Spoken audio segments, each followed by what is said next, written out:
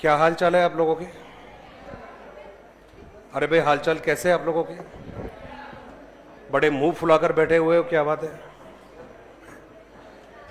सुबह ज्यादा खाना खा लिया या कम खाना खा लिया? कम खाना खाया था, खाया ही नहीं। आज कौन सा दिन है? आज वेडनेसडे। तो आज तो खाना खाते हैं मेरे ख्याल से, या नहीं खाते हैं? अच्छा, गणेश जी का उपवास रखते हैं। अरे वाह यार, तो ये बात गणेश जी को मालूम है या नहीं है? अच्छा, है, उनको मालूम। चलिए फिर तो ठीक है।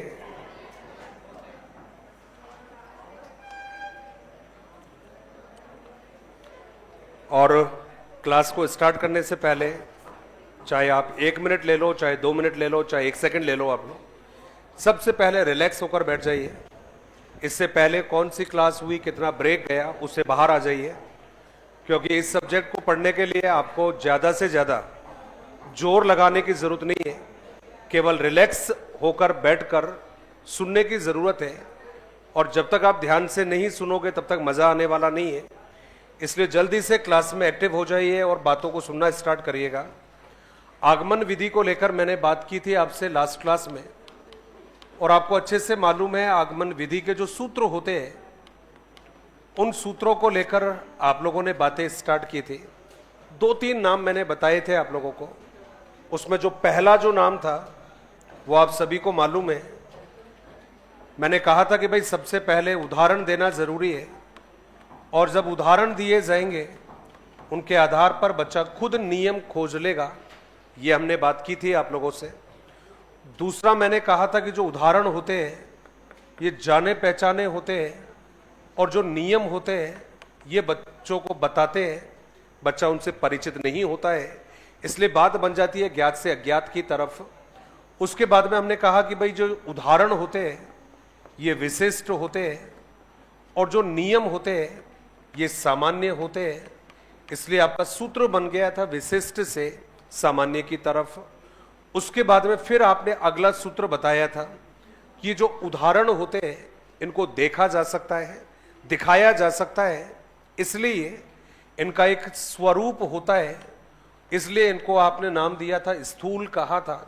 और आपको अच्छे से मालूम है नियम कोई सा भी देख लो, आप लोग किसी भी सब्जेक्ट का देख लो, नियमों को देखा नहीं जा सकता। इसलिए जो नियम होते हैं उनको सूक्ष्म आपने कहा है। अब इसमें 2 बातें आप ध्यान रखिएगा। 2 बातें कौन कौन सी है? जो ज्ञात होता है और जो स्थूल होता है, कई बार हम इसी के लिए मिलता जुलता शब्द इस्तेमाल करते हैं, और वो जो मिलता जुलता शब्द इस्तेमाल करते हैं उसको हम लोगों ने नाम दे दिया है मूर्त। और ये जो अज्ञात होता है इसी को क्या नाम दे दिया जाता है? तो ये जवाब है आपका अमूर्त होता है। तो कुल मिलाकर उदाहरण से नियम, ज्ञात से अज्ञात, विशिष्ट से सामान्य, स्थूल से सूक्ष्म और मूर्त से अमूर्त, ये बनते हैं आगमन जो विधि है, इसके सूत्र बनते हैं।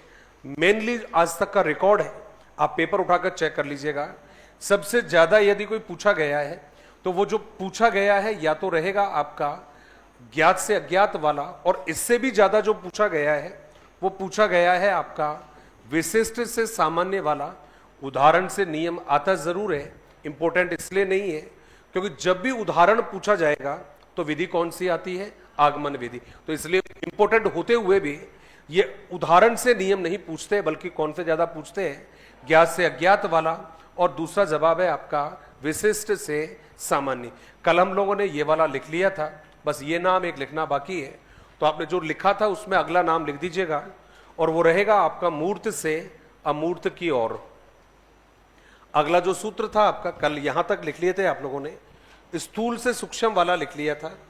जो नहीं लिखा था वो था आपका मूर्त से अमूर्त की तरफ, इसको लिख लीजिएगा। और फिर हम आगे बढ़ेंगे आपका जो अगला पार्ट है इस विधि का, उसकी तरफ।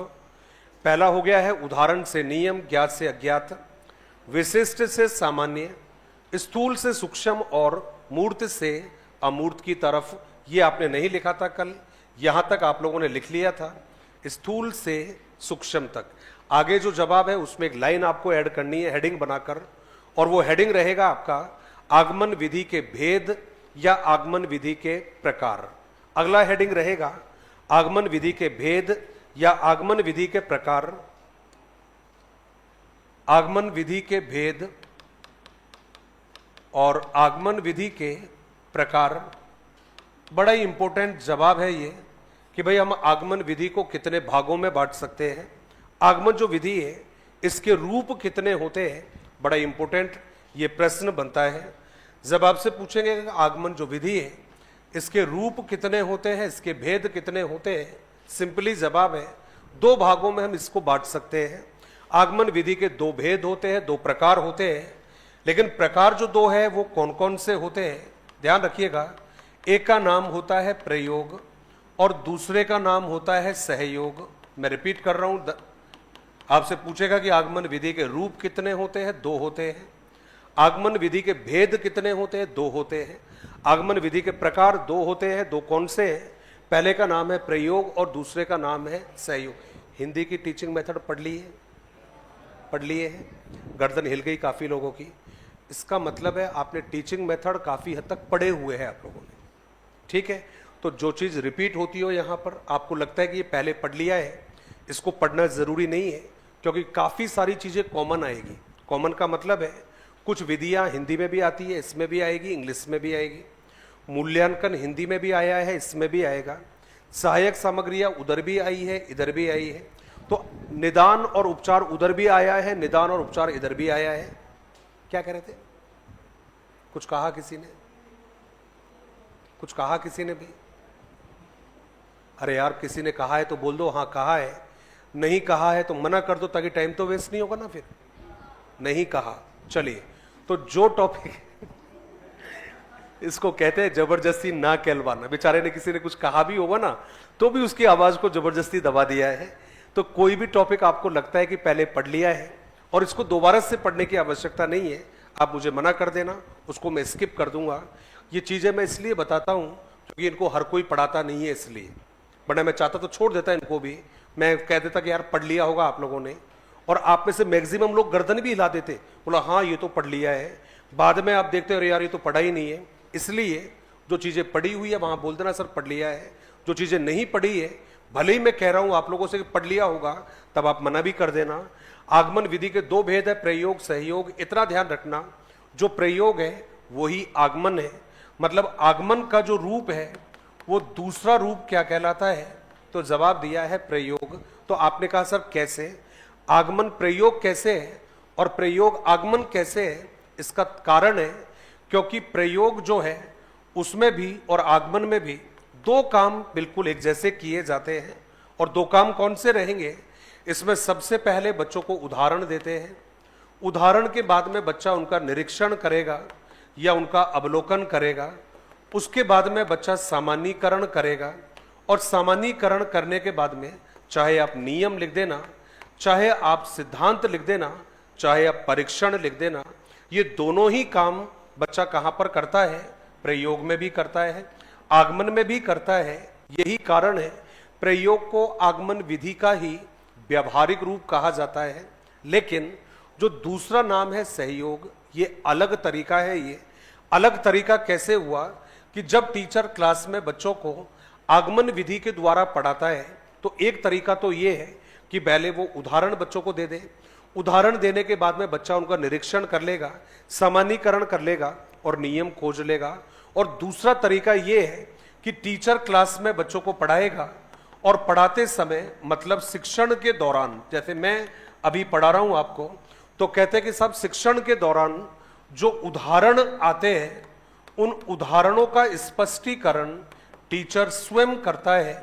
उसको आपने क्या नाम दे दिया है, सहयोग। रिपीट कर रहा हूं, इसमें अलग से उदाहरण देते हैं, इसमें अलग से उदाहरण नहीं देते हैं, बल्कि इसमें क्या है, शिक्षण के दौरान उदाहरणों का शिक्षक क्या करता है भाई, स्पष्टीकरण करता है। उसको आपने नमाज या जवाब आपने दे दिया है सहयोग। जैसे मान लो मैंने कहा है, एक टीचर कह रहा है कि भाई निम्न कोई भी प्रश्न है, जैसे कहा कि भाई 2 अंकों की जो सबसे छोटी और 2 सबसे बड़ी जो संख्याएं हैं, ऐसा कोई प्रश्न टीचर पढ़ा रहा है 2 अंकों की, और उसमें कहा कि 2 अंकों की सबसे बड़ी ये इसने कहा है सम संख्या। ऐसा कोई प्रश्न टीचर बच्चों को पढ़ा रहा है, अब इसमें क्या करेगा, वो बच्चों को अलग से उदाहरण नहीं देगा, बल्कि क्या करेगा, जैसे प्रश्न आया कि 2 अंकों की सबसे बड़ी जो सम संख्या है उसको ज्ञात करिए, उसको बताइए, तो अब टीचर यहां पर क्या करेगा, ये बताएगा कि भैया सम संख्या किसे कहते हैं और सम संख्या कौन सी होती है। तो उनको अलग से नहीं पढ़ा रहा है, बल्कि कब पढ़ा रहा है, शिक्षण के दौरान। तो वह विधि जिसमें उदाहरण अलग से दिए जाते हैं, प्रयोग, और वह विधि जिसमें अलग से उदाहरणों की आवश्यकता नहीं होती है, बल्कि शिक्षण के दौरान ही आए हुए उदाहरणों का स्पष्टीकरण करेगा, उस विधि को क्या कहा जाता है, सहयोग। तो 3 बातें याद रखनी है। आगमन विधि के 2 रूप होते हैं, प्रयोग और सहयोग। प्रयोग में अलग से उदाहरण दिए जाते हैं, उसके बाद में बच्चा उनका निष्कर्ष या नियम ज्ञात कर लेता है। दूसरा जवाब है सहयोग, इसमें अलग से उदाहरण नहीं दिए जाते हैं, बल्कि शिक्षण के दौरान जो उदाहरण आते हैं टीचर उनको स्पष्ट करता है, उसको क्या कहा जाता है, सहयोग। तो आप जल्दी से हेडिंग बनाएंगे, आगमन विधि के भेद 2 भागों में बांटेंगे, एग्जैक्टली वैसे ही जैसे मैंने बांटा है। एक तरफ रहेगा प्रयोग और दूसरी तरफ रहेगा सहयोग। आगमन विधि के जो भेद होते हैं इसको 2 भागों में आपने बांटा है, एक तरफ है प्रयोग और दूसरी तरफ है सहयोग। प्रयोग में हम लोगों ने लिखा है, प्रयोग में हम लिखेंगे इस विधि में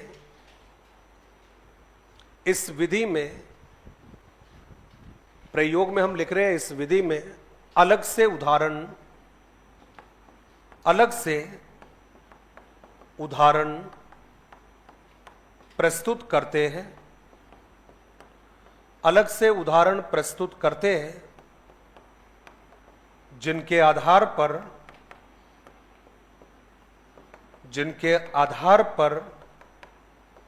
बालक नियम ज्ञात करता है, जिनके आधार पर बालक नियम ज्ञात करता है,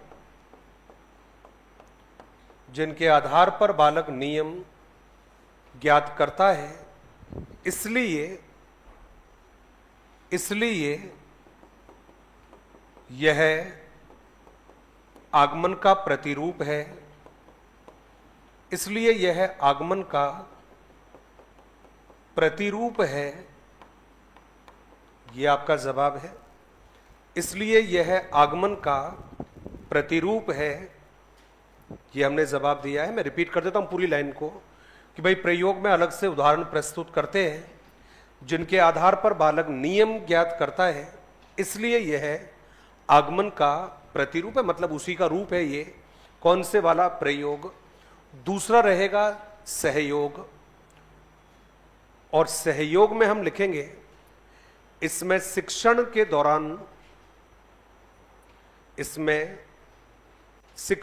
दौरान प्रयुक्त होने वाले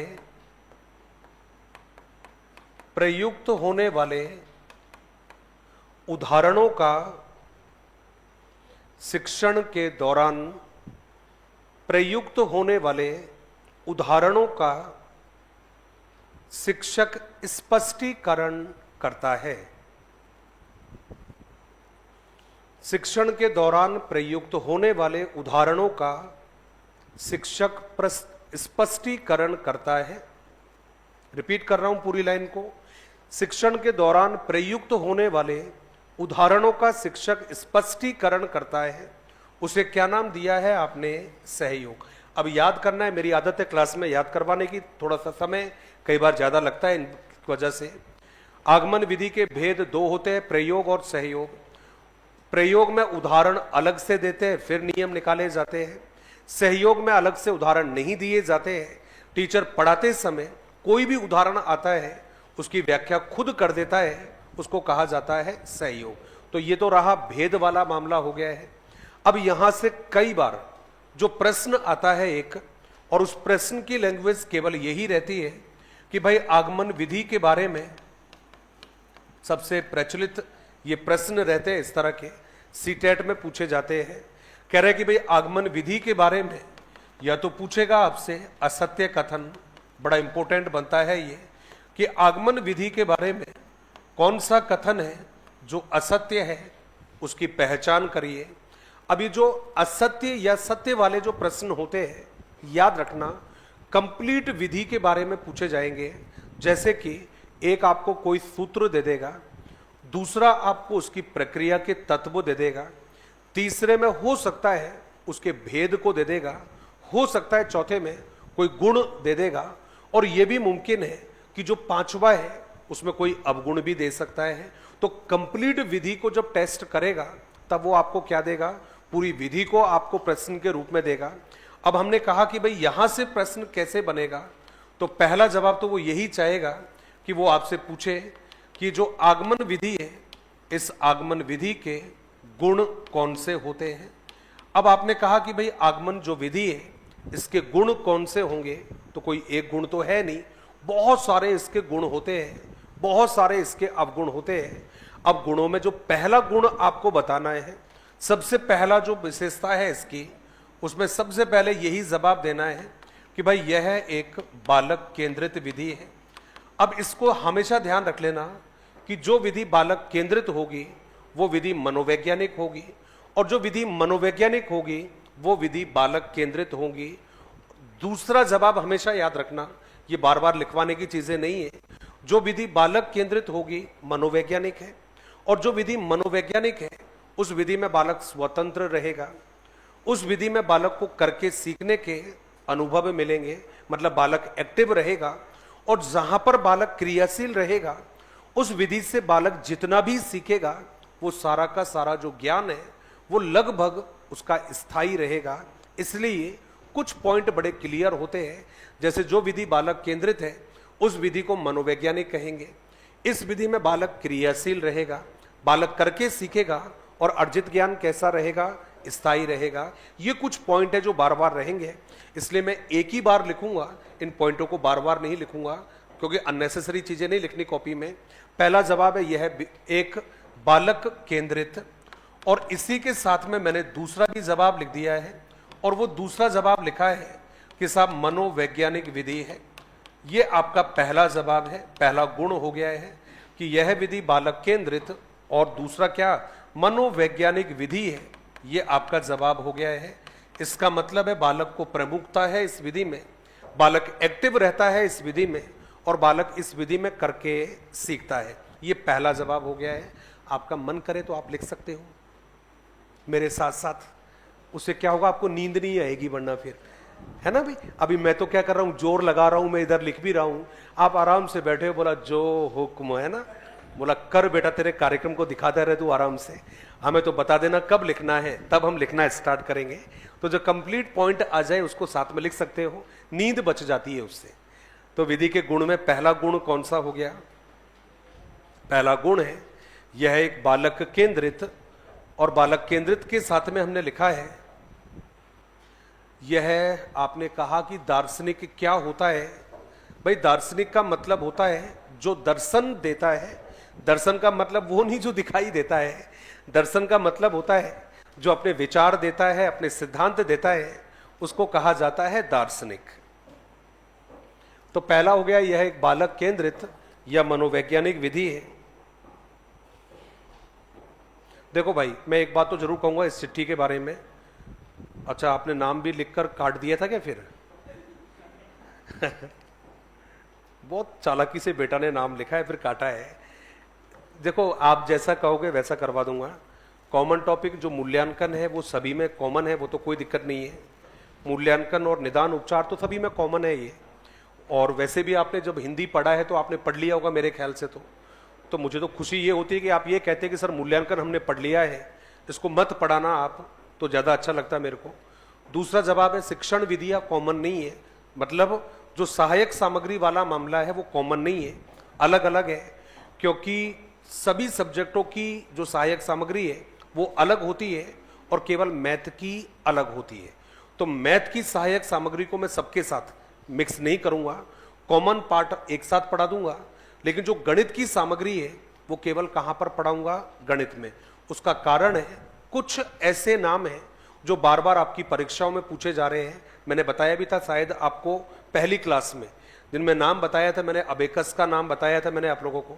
आपको ध्यान होगा मैंने नाम बताया था, आपको ड्राफ्ट के बारे में बताया था, जियो बोर्ड के बारे में बताया था, 10 ग्राम के बारे में बताया था, डाइंस ब्लॉक के बारे में बताया था। इसके अलावा hypsometer, clinometer, slide rule, proportional divider, ये कुछ ऐसे नाम है जो केवल गणित में यूज होते हैं, तो इनको केवल मैं गणित में पढ़ाऊंगा। कॉमन जो नाम आएंगे उनको कॉमन पढ़ा दूंगा, कोई दिक्कत नहीं है। तो पहला क्लियर है सभी को। अब दूसरी जो इसकी विशेषता है ये वाली इंपॉर्टेंट है, लड़ने के लायक है। आपके भी मन में कोई बहम आ जाए मुझे जरूर बताना एक बार कि सर आपने ये क्यों लिखा है, क्या कारण है। तो मेरा पहला जवाब है भाई यह है, उच्च प्राथमिक स्तर के लिए, यह उच्च प्राथमिक स्तर के लिए गणित की उपयोगी विधि है। अब देखो भाई, हो सकता है कई बार आपने ये भी पढ़ा हो कि प्राथमिक स्तर के लिए उपयोगी है, पढ़ा होगा आप लोगों ने। आपने ये भी पढ़ा होगा छोटी कक्षाओं के लिए भी पढ़ा होगा। लेकिन एक बात जरूर ध्यान रखना, क्योंकि जब भी आप बात करते हो और आपने कहा है कि प्रारंभिक स्तर कहोगे, तो ये एक नाम आता है आपका प्रारंभिक स्तर, और आपको अच्छे से मालूम है प्रारंभिक स्तर का मतलब होता है कक्षा 1 से लेकर कक्षा 8 तक के लिए हमने बोला है। और इसी प्राथमिक या इसी प्रारंभिक स्तर को हम दो भागों में बांट देते हैं। दो भाग में पहला जो जवाब है वो रहेगा प्राथमिक स्तर और दूसरा रहेगा उच्च प्राथमिक स्तर। अब ये जो प्राथमिक स्तर है इसका संबंध रहेगा 1 से लेकर 5 तक, और उच्च प्राथमिक का संबंध रहेगा 6 से 8 तक। भाई मैं तो आप पर ही छोड़ता हूं, आप डिसीजन ले लेना। क्लास 1 से लेकर क्लास 5 का जो बच्चा होता है उसमें इतनी क्षमता नहीं होती कि वो निरीक्षण कर सके, उसमें इतनी क्षमता नहीं होती कि वो सामान्यीकरण कर सके, और उसमें उतनी क्षमता नहीं होती कि वो निष्कर्ष निकाल सके।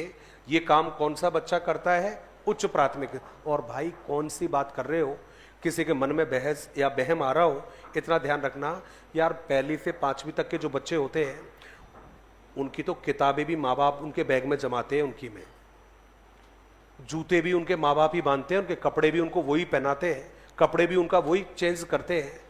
और बात कौन सी विधि से पढ़ाने की बात कर रहे हैं? आगमन विधि से। पॉसिबल नहीं है।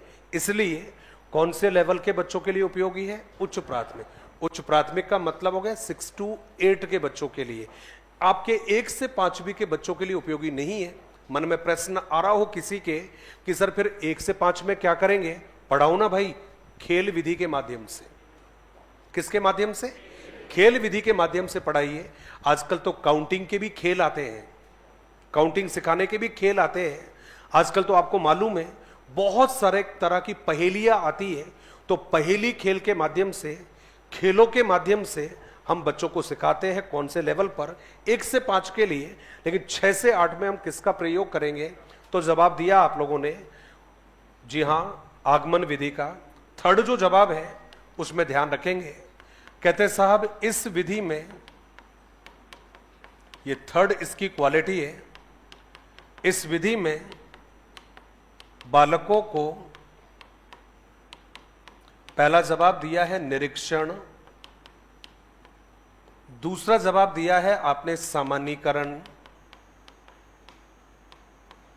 थर्ड जवाब दिया है परीक्षण। जैसी क्रियाओं को करने के अवसर मिलते हैं, जैसी क्रियाओं को करने के अवसर मिलते हैं, इसलिए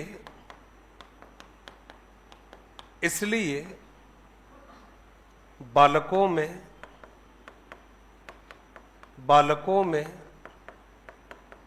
स्वाध्ययन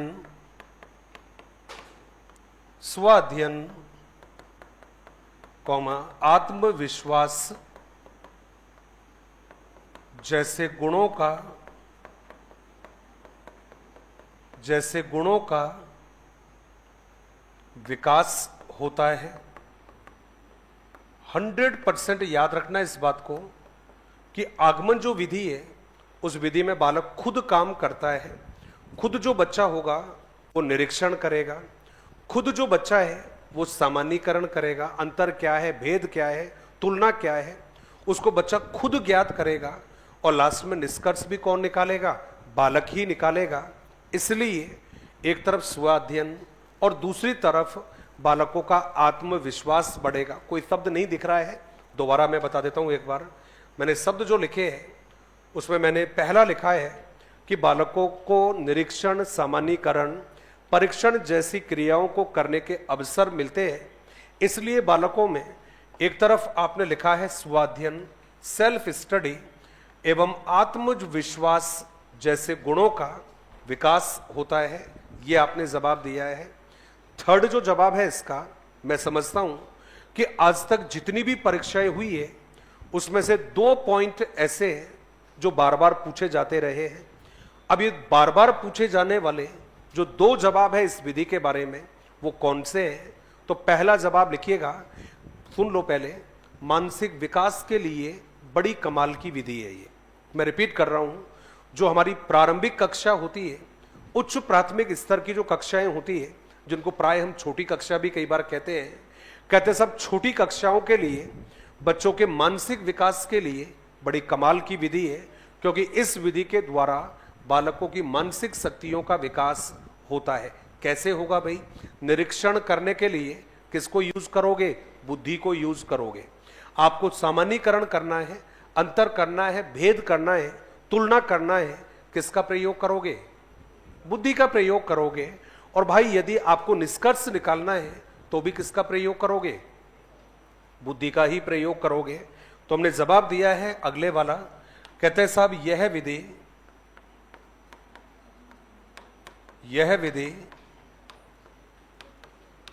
बालकों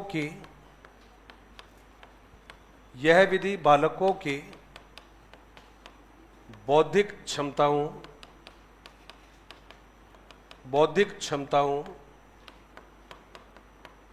के विकास के लिए, यह विधि बालकों की बौद्धिक क्षमताओं के विकास के लिए उपयोगी विधि है।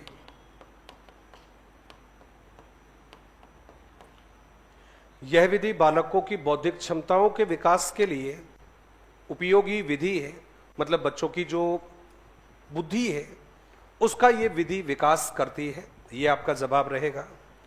हालचाल कैसे है आप लोगों के? कामयाबी के लिए ईमानदारी का होना जरूरी है। रिपीट कर रहा हूं, जिंदगी में कामयाब यदि होना चाहते हो, ईमानदार होना जरूरी है। जिंदगी को खुशहाल जीना चाहते हो तो ईमानदार होना बहुत ज्यादा जरूरी है। और आजकल तो ये भी हो गया है कि यदि वाकई आप जिंदगी को लंबी जीना चाहते हो तो भी ईमानदार होना बहुत ज्यादा जरूरी है। हाल ही में एक घटना आपको मालूम होगा, एक लड़के की हत्या हुई 2-3 दिन पहले, बड़ी अजीबोगरीब कंडीशन में। कहते कि पहले उसका गला काटा गया, उसके बाद में जो गन्ने का जूस पीते हो आप लोग, पीते हो ना गन्ने का जूस, तो गन्ने के जूस वाला जो गन्ने का जूस देता है हम लोगों को, कई बार वो बर्फ को तोड़ने के लिए एक सुआ यूज करता है। तो उस सुए के माध्यम से उस लड़के को फिर उसकी बॉडी को खराब किया गया। जब तहकीकात की कि भाई ऐसा क्यों हुआ, तो बड़ा रहस्योद्घाटन बातें सामने आई। कहता है लड़का किसी लड़की को पसंद करता है, उसका दोस्त उस लड़की से बात करने लग गया। भाई जिंदगी में ईमानदारी नहीं थी। आप मुझे बताइए, लड़की यदि किसी लड़के के साथ में अटैच है, बिहेवियर, इमोशनल अटैचमेंट है, क्या जरूरत है दूसरे लड़के से बात करने की? ठीक है ना, पहले वाला ही ठीक है। फिर भी लगता है कि पहले वाला ज्यादा एंटरटेनिंग नहीं है। होता है कई बार, है ना, होता है, डेफिनेटली होता है। पहले वाला एंटरटेनिंग नहीं है, मान लो ज्यादा एंटरटेन नहीं कर पा रहा है, मना कर दो उसको। मना करने के बाद में 10-15 दिन, महीने, 2 महीने से दूरी बना लो। और जब लगता है कि दूरी बन चुकी है, वो भूल चुका है, उसके बाद में सेकंड नंबर ट्राई करना चाहिए। इसमें कोई बुराई नहीं है। और मैं तो लड़कों से भी एक ही बात कहूंगा कि जो लड़के रिलेशंस में हैं, जो लड़के, इवन लड़कियों पर भी लागू होता है, जो लड़के रिलेशंस में हैं, हे देवता हो, अपने रिलेशन को अखबार मत बनाओ कि अपने सारे फ्रेंड्स को बता देते हो कि मैं इससे बात करता हूँ, ये मुझसे बात करती है, उसकी फोटो ये रहा, उसका मैसेज ये रहा। क्योंकि भाई आज का जमाना लक्ष्मण जैसा जमाना नहीं है कि लक्ष्मण भाई के पीछे पीछे चल देता है। सबसे पहले लड़का को जब दिखाओगे आपके नंबर को, आपकी चैट को, तो इच्छाधारी नाग की तरह पहले उस नंबर को स्कैन करेगा और नंबर को स्कैन करने के बाद में तुरंत पहला मैसेज भेजेगा हाय। और भाई साहब वहां से जो कहानी स्टार्ट होती है वो आपको पता है कहां पर जाकर पहुंचती है। इसलिए अपने रिलेशंस को कोई भी अखबार नहीं बनने दे, चाहे वो कोई लड़की है चाहे कोई लड़का है। लड़का एक लड़की से बात कर रहा है, दूसरे लड़का उससे बात करने लग गया, लड़के को वहम होने लगा, डाउट होने लगा कि लड़की किसी से बात करती है। अब वो लड़का क्या कर रहा है, कभी लड़की को फोन कर रहा है, उसका फोन एंगेज जा रहा है, फिर अपने फ्रेंड को फोन कर रहा है, उसका भी फोन एंगेज जा रहा है। दोनों के बीच में समझाया, लड़ाई हुई दोनों के बीच में। उसके बाद में दूसरे वाला दोस्त जो पहले बात करता था लड़की से, दूसरे को ले गया, बोला चल तेरे को पार्टी देकर लाता हूं। ले गया पार्टी देने के लिए, शराब पिलाई उसको। शराब पीने के बाद में जब लगता है कि हाँ नशा अच्छा खासा हो गया, उसके बाद में गला रफा दफा। इसलिए भाई मेरे देवताओं, आपसे एक ही बात कहूंगा कि किसी भी तरह की इस तरह की आदतों से बचकर रहिएगा। केवल पढ़ाई पर ध्यान दीजिए। फिर भी यदि किसी से अटैचमेंट हो गया है तो उस अटैचमेंट को केवल पर्सनल विषय बनाइए, उसको दूसरों के साथ साझा मत करिए। क्या फर्क पड़ता है? अरे अब मुझे ये नहीं पता कि आप लोगों ने किस पर ताली बजाई है, कौन सी बात अच्छी लगी, ये मुझे नहीं समझ में आया। चलिए आ जाइए एक बार।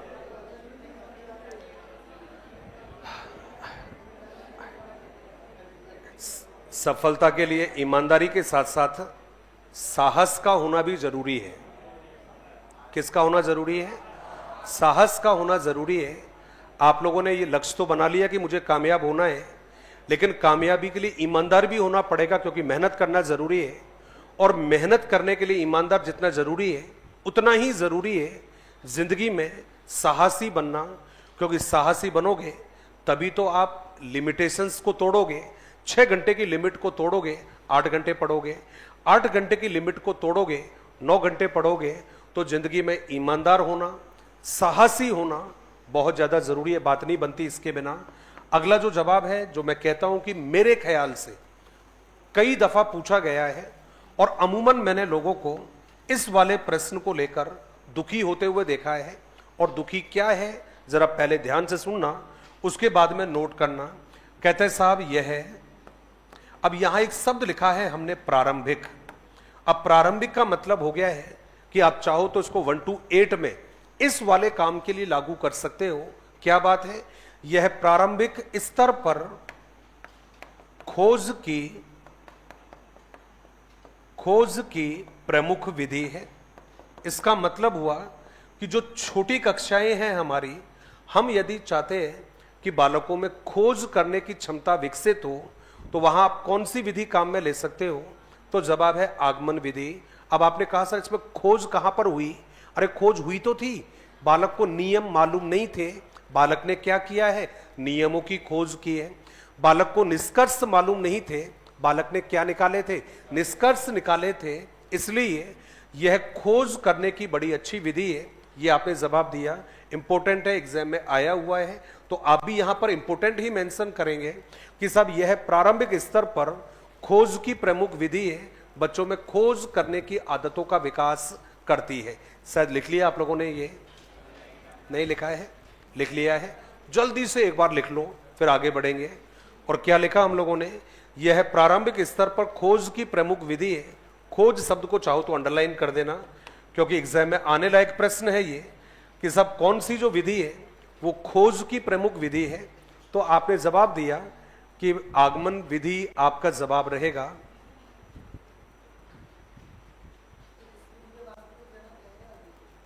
नहीं है, बड़ा वो कहते हैं लेकिन वो है नहीं, वो है ना, गाइडों में लिख दिया गया है कि भाई अरस्तु को माना जाता है, लेकिन ऐसा है नहीं, बिल्कुल भी लिखा गया भाई आप लोगों ने। उसका कारण है, मैंने तो पिछले अभी कुछ दिनों में पढ़ा मैंने, हमारा जितना भी साहित्य लिखा गया है, जितना भी साहित्य लिखा है, अब मर्जी है जिसको पढ़ लेना, उसमें सब साहित्यों का प्रारंभ उदाहरण से हुआ है। सब में आप प्राचीन हमारे जितने भी साहित्य हैं उसमें जगह जगह पर क्या लिखे हैं? दृष्टांत। जगह जगह पर क्या लिखे हुए? उद्धरण। इसका मतलब है हमारे यहां तो उदाहरणों के माध्यम से अनादिकाल से सिखाना प्रारंभ कर दिया है। ये प्लेटो, ये अरस्तु तो बहुत बाद में आए हैं, इसलिए इसका जनक नहीं माना जाता है। गाइड वाले लिख देते कि भाई अरस्तु को माना जाता है, लेकिन बिल्कुल सही नहीं है। लास्ट जो इसमें गुण रहेगा जरा ध्यान रखना, कहते हैं कि साहब यह विधि बालकों में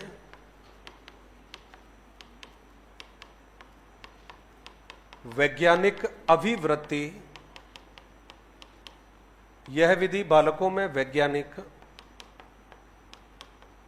अभिवृत्ति का विकास करती है, वैज्ञानिक अभिवृत्ति का विकास करती है। मेरी क्लास में कोई भी पॉइंट नहीं समझ में आए, कृपया करके बिंदास होकर पूछ लेना, क्योंकि उसका कारण है एक शब्द आपकी समझ में नहीं आया, दुर्घटना हो जाती है। प्रश्न आपको आते हैं, बस प्रश्न की शब्दावली, वोकेबलरी समझ में नहीं आती है। ये वैज्ञानिक जो अभिवृत्ति शब्द है, इसका मतलब है कि आपका जो एटीट्यूड है वो एटीट्यूड कैसा बना देती है ये, तो जवाब दिया है साइंटिफिक बना देती है। इसका मतलब होता है आपका नजरिया, इसका मतलब होती है आपकी सोच। ये विधि आपकी सोच को कैसी बनाती है? वैज्ञानिक। कैसे बना वैज्ञानिक? पहले निरीक्षण किया है। अमूमन हम लोग क्या करते हैं कि जिसको भी देखते हैं तुरंत उसको देखते ही किसी ना किसी निष्कर्ष पर पहुंच जाते हैं, लेकिन निष्कर्ष पर पहुंचने से पहले हमें क्या करना जरूरी है? सामान्यीकरण। यहां पर हम लोग क्या करते हैं लाइफ में, तुरंत देखते ही निरीक्षण। हमारे आरएस बैच की कुछ लड़कियां थी, वो यहां से क्लास को छोड़ने के बाद में निकल रही थी, भाई मैं भी जा रहा था, मेन रोड पर पहुंचे। ये उस समय की बात है जब मार्च का लास्ट महीना चल रहा था। उस समय पर ट्रैफिक पुलिस वाले ज्यादा घूमते थे ना भाई, खड़े व्हीकलों के भी चालान काटते थे। तो हमारी गाड़ी क्या कई बार दाएं बाएं हम खड़ी करते थे, तो इधर से कोई लड़के लड़की जा रहे थे बाइक पर बैठकर। लड़की ने कोई शॉर्ट टाइप के कपड़े पहने थे। अब वो जो लड़कियां थी, पता है उनको देखते क्या कह रही है? ऐसी ही होएगी। क्या बोला था? ऐसी नहीं, ऐसी होगी नहीं, ऐसी होएगी। तो मैंने उसको वहीं पकड़ लिया। मैं कहा भाई ऐसी कई क्या मतलब, क्या हुआ? अब वो तुरंत बौखला गई, बोला अब क्या जवाब दे, ऐसे ही होएगी। इसका मतलब हुआ आप और हम हमारे जीवन में किसी भी घटना को देखते ही तुरंत निष्कर्ष पर पहुंच जाते हैं। इसका मतलब है हमारा जो एटीट्यूड है वो अभी वैज्ञानिक नहीं बना है। होना क्या चाहिए? पहले निरीक्षण करिए, निरीक्षण के बाद में सामान्यीकरण करिए, और सामान्यीकरण करने के बाद में ही कहां पर पहुंचना होता है? निष्कर्ष पर पहुंचना है। यह विधि इस काम को करती है। इसलिए आपने कहा कि वैज्ञानिक अभिवृत्ति का विकास ये विधि करती है। अब आपने कहा कि सर गुण तो आपने बता दिए, इसके अवगुण बताइए। अवगुण में कुछ अवगुण ऐसे हैं जो बहुत ज्यादा इंपॉर्टेंट है, और आपने जवाब दिया कि सर कौन से अवगुण हैं। तो मैं एक बार फिर दोबारा कहूंगा कि यदि विधि आप लोगों ने ईमानदारी से पढ़ी है तो इनके जो प्रश्न हैं इनको आप कभी जवाब गलत दे ही नहीं सकते। गुण ईमानदारी से पढ़ लेना, अवगुण को पढ़ने की आवश्यकता नहीं पड़ेगी। पहला जवाब है मनोवैज्ञानिक है, ठीक है। दूसरा जवाब है कि भाई उच्च प्राथमिक स्तर के लिए उपयोगी है। तीसरा जवाब लिखा है कि भाई बच्चों को ये सब क्रियाएं करने के अवसर मिलते हैं, इसलिए आत्मविश्वास आता है। अगला जवाब है बौद्धिक क्षमताओं का विकास होता है, खोज करने की विधि है, और आपने जवाब दिया वैज्ञानिक दृष्टिकोण का विकास करती है। अब यहीं से आपके अवगुण स्टार्ट होंगे। भाई जो विधि छोटी कक्षा के लिए उपयोगी है वो बड़ी कक्षा में काम नहीं आती है, और जो विधि बड़ी कक्षा के लिए उपयोगी है वो कभी छोटी कक्षा के लिए उपयोगी नहीं होती है। तो अवगुण पहला जो है वो हो गया कि साहब यह उच्च कक्षाओं के लिए उपयोगी विधि नहीं है। यह आपका पहला जवाब है। यह उच्च कक्षाओं के लिए गणित शिक्षण की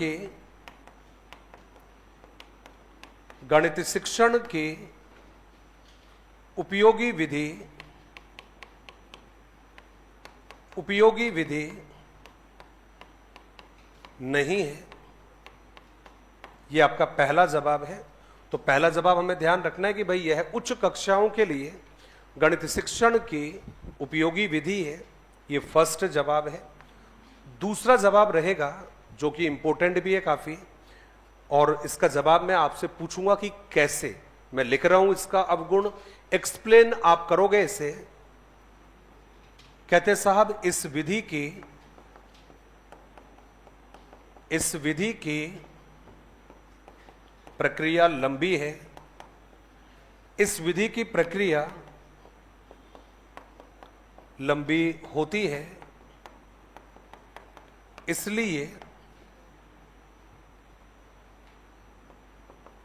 सीखने का कार्य तुलनात्मक रूप से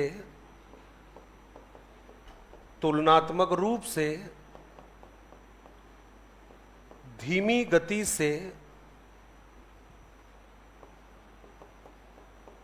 चलता है, इसलिए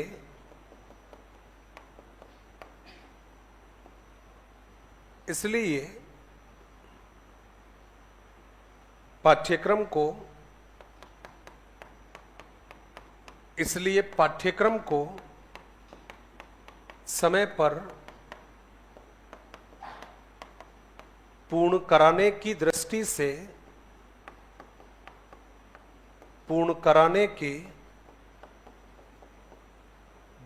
से उपयोगी विधि नहीं है। 3 बातें इसमें लिखी है। मैं चाहूंगा कि कोई भी 2 बात है उनको आप पकड़ना है। इसमें जो लिखा है कि सर कौन सी बातें हैं जिसमें आपने कहा कि भाई विधि की प्रक्रिया लंबी होती है, कैसे होती है, पहला जवाब है। दूसरा जवाब है कि भाई सीखने का कार्य तुलनात्मक रूप से धीमी गति से चलता है। तो यहां पर जो शब्द आया है आपका तुलनात्मक, इस तुलनात्मक का अर्थ क्या रहेगा। और थर्ड जवाब दिया है, वो तो ठीक है पाठ्यक्रम को समय पर पूर्ण नहीं कराती है, वो तो ठीक है, लेकिन 2 जवाब बड़े महत्वपूर्ण है ये कि विधि की प्रक्रिया लंबी है, लेकिन कैसे लंबी है। और दूसरा जवाब है तुलनात्मक रूप से बालक धीमी गति से सीखता है, लेकिन धीमी गति से कैसे। 2 जवाब आपको बताना है। पहला कि प्रक्रिया लंबी है, लेकिन कैसे, क्यों कहोगे आप कि विधि की प्रक्रिया लंबी होती है। हाँ जी, पहले उदाहरण प्रस्तुत करके फिर नियम निकालेंगे, इसलिए वेरी गुड। भाई साहब, निरीक्षण करने में बहुत समय लगता है, सीधी सी बात है, ये तो आप भी जानते हो।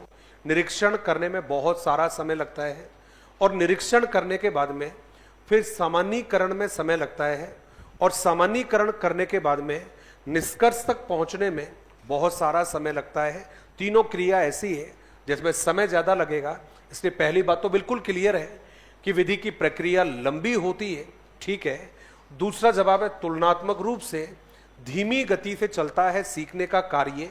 यहां पर तुलनात्मक जो शब्द है ये किसके लिए यूज हुआ है।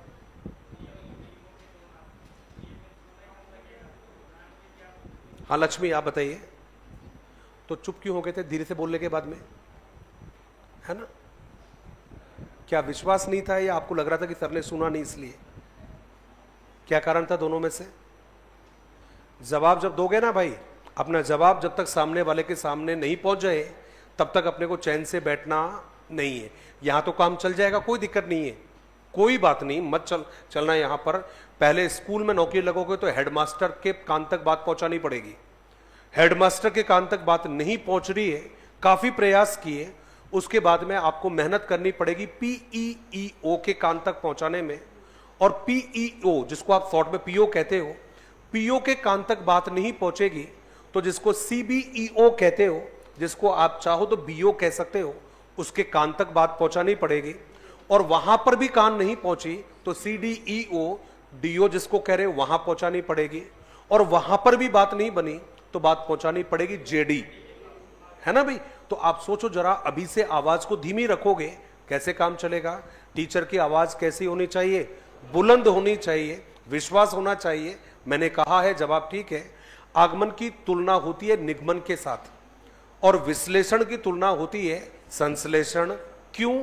क्योंकि ये चारों विधियां आपस में एक दूसरे की विपरीत और पूरक विधि मानी जाती है। इसलिए जब जवाब दिया तुलनात्मक रूप से धीमी गति, इसका मतलब है इस विधि में सीखने का काम धीमा चलता है, लेकिन निगमन विधि में सीखने का काम तेजी से चलता है, इसलिए शब्द क्या आ गया, तुलनात्मक रूप से धीमी। और आप तो जानते हो जब समय ज्यादा लगेगा तो आपका पाठ्यक्रम कभी समय पर पूरा नहीं हो सकता।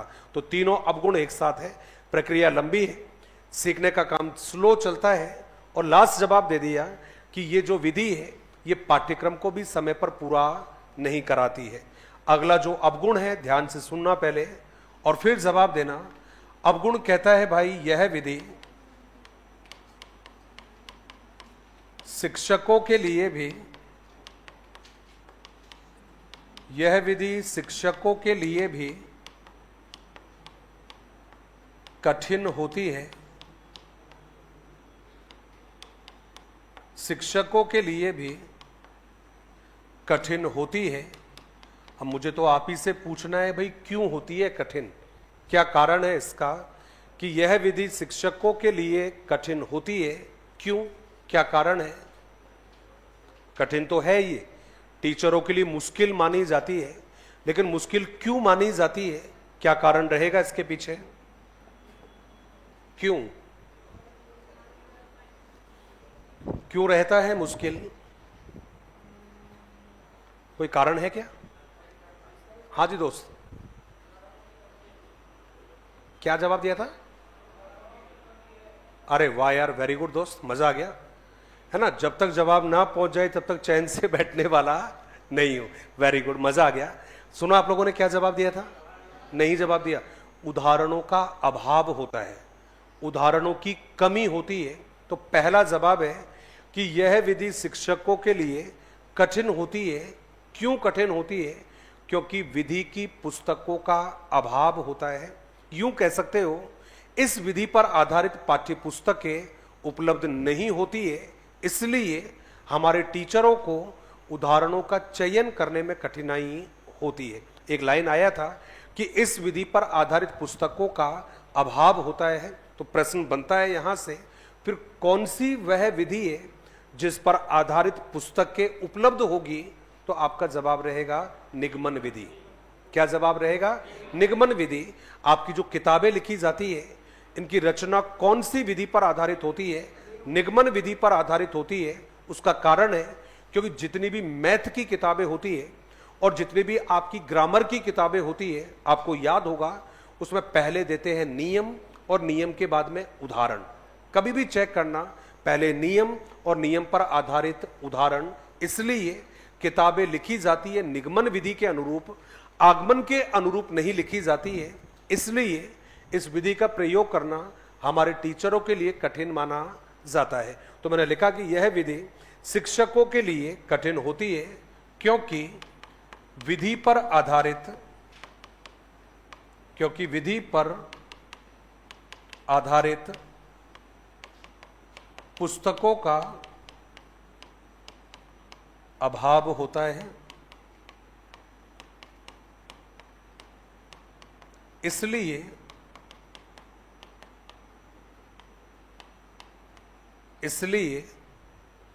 उदाहरणों के चयन में, इसलिए उदाहरणों के चयन में कठिनाई आती है।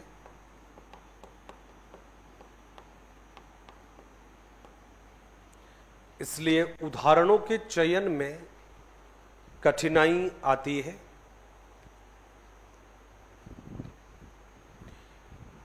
अब ऐसा नहीं है कि भाई केवल गुण ही गुण है इसमें, हर किसी में अवगुण भी होते हैं, इस विधि में भी अवगुण है। इसमें एक जो अवगुण है वो बड़ा थोड़ा अजीब सा है, मैं लिख देता हूं पहले और आप उसको चेक करना कि यार ऐसा क्यों लिखा है सर ने। तो हमने लिखा कि साहब यह विधि कमजोर, अब चाहे तो हम पिछड़े लिख सकते हैं या फिर हम मंदबुद्धि भी लिख सकते हैं। तो दोनों जवाब हमने लिख दिए हैं कि यह विधि कमजोर मंदबुद्धि बालकों के लिए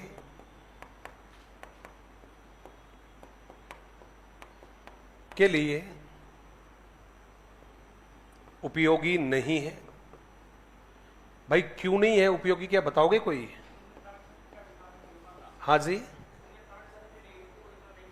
100% उनका जो IQ लेवल है वो कम होता है, और जिस बच्चे का IQ लेवल कम होगा वो निरीक्षण नहीं कर पाएगा, वो विभेदीकरण नहीं कर पाएगा, वो अंतर नहीं कर पाएगा, वो निष्कर्ष नहीं निकाल पाएगा। इसलिए जो बच्चे कमजोर है, मंदबुद्धि है, उनके लिए तो ठीक नहीं है, लेकिन यदि कोई बालक है और वो प्रतिभाशाली बालक है तो याद रखना पड़ेगा कि भाई जो प्रतिभाशाली बालक होंगे उन बालकों के लिए उपयोगी विधि होगी, तो ये गुण बन जाएगा इसका, प्रतिभाशाली बालकों के लिए तो उपयोगी हो जाएगी, लेकिन कमजोर बालकों के लिए उपयोगी नहीं है।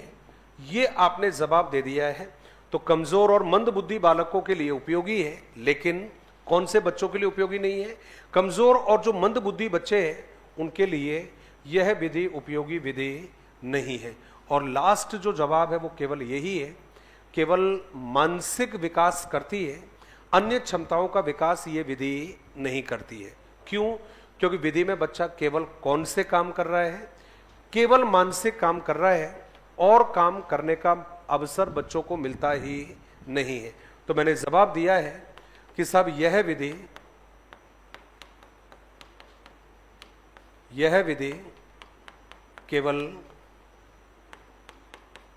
मानसिक शक्तियों के विकास के लिए, मानसिक शक्तियों के विकास के लिए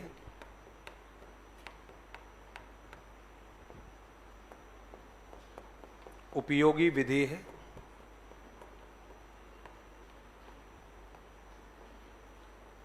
यह विधि केवल मानसिक शक्तियों के विकास के लिए उपयोगी विधि है, मतलब और जो क्षमताएं हैं उनका ये विधि विकास करती ही नहीं है। कौन सी विधि है? तो जवाब दिया आप लोगों ने आगमन। मैंने कहा था बड़ी विधि है। इसका सबसे पहले आपने देखा कि भाई इसका परिचय क्या कहता है, फिर आपने पढ़ा कि इसकी प्रक्रिया कौन सी होती है, फिर आपने पढ़ा कि इसके तत्व वगैरह कौन से होते हैं, फिर आपने पढ़ा सूत्र कौन से होते हैं, फिर पढ़ा कि इसके प्रकार कौन से होते हैं, और लास्ट में पढ़ा इसके गुण, और गुण के बाद में अवगुण। ये एक विधि है आगमन विधि।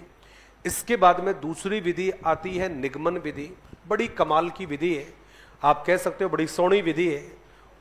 और क्या है ऐसा कमाल का इसमें, वो तो आप देख ही लोगे अभी।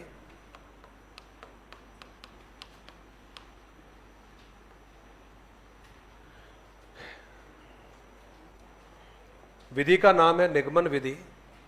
और ये जो निगमन विधि है,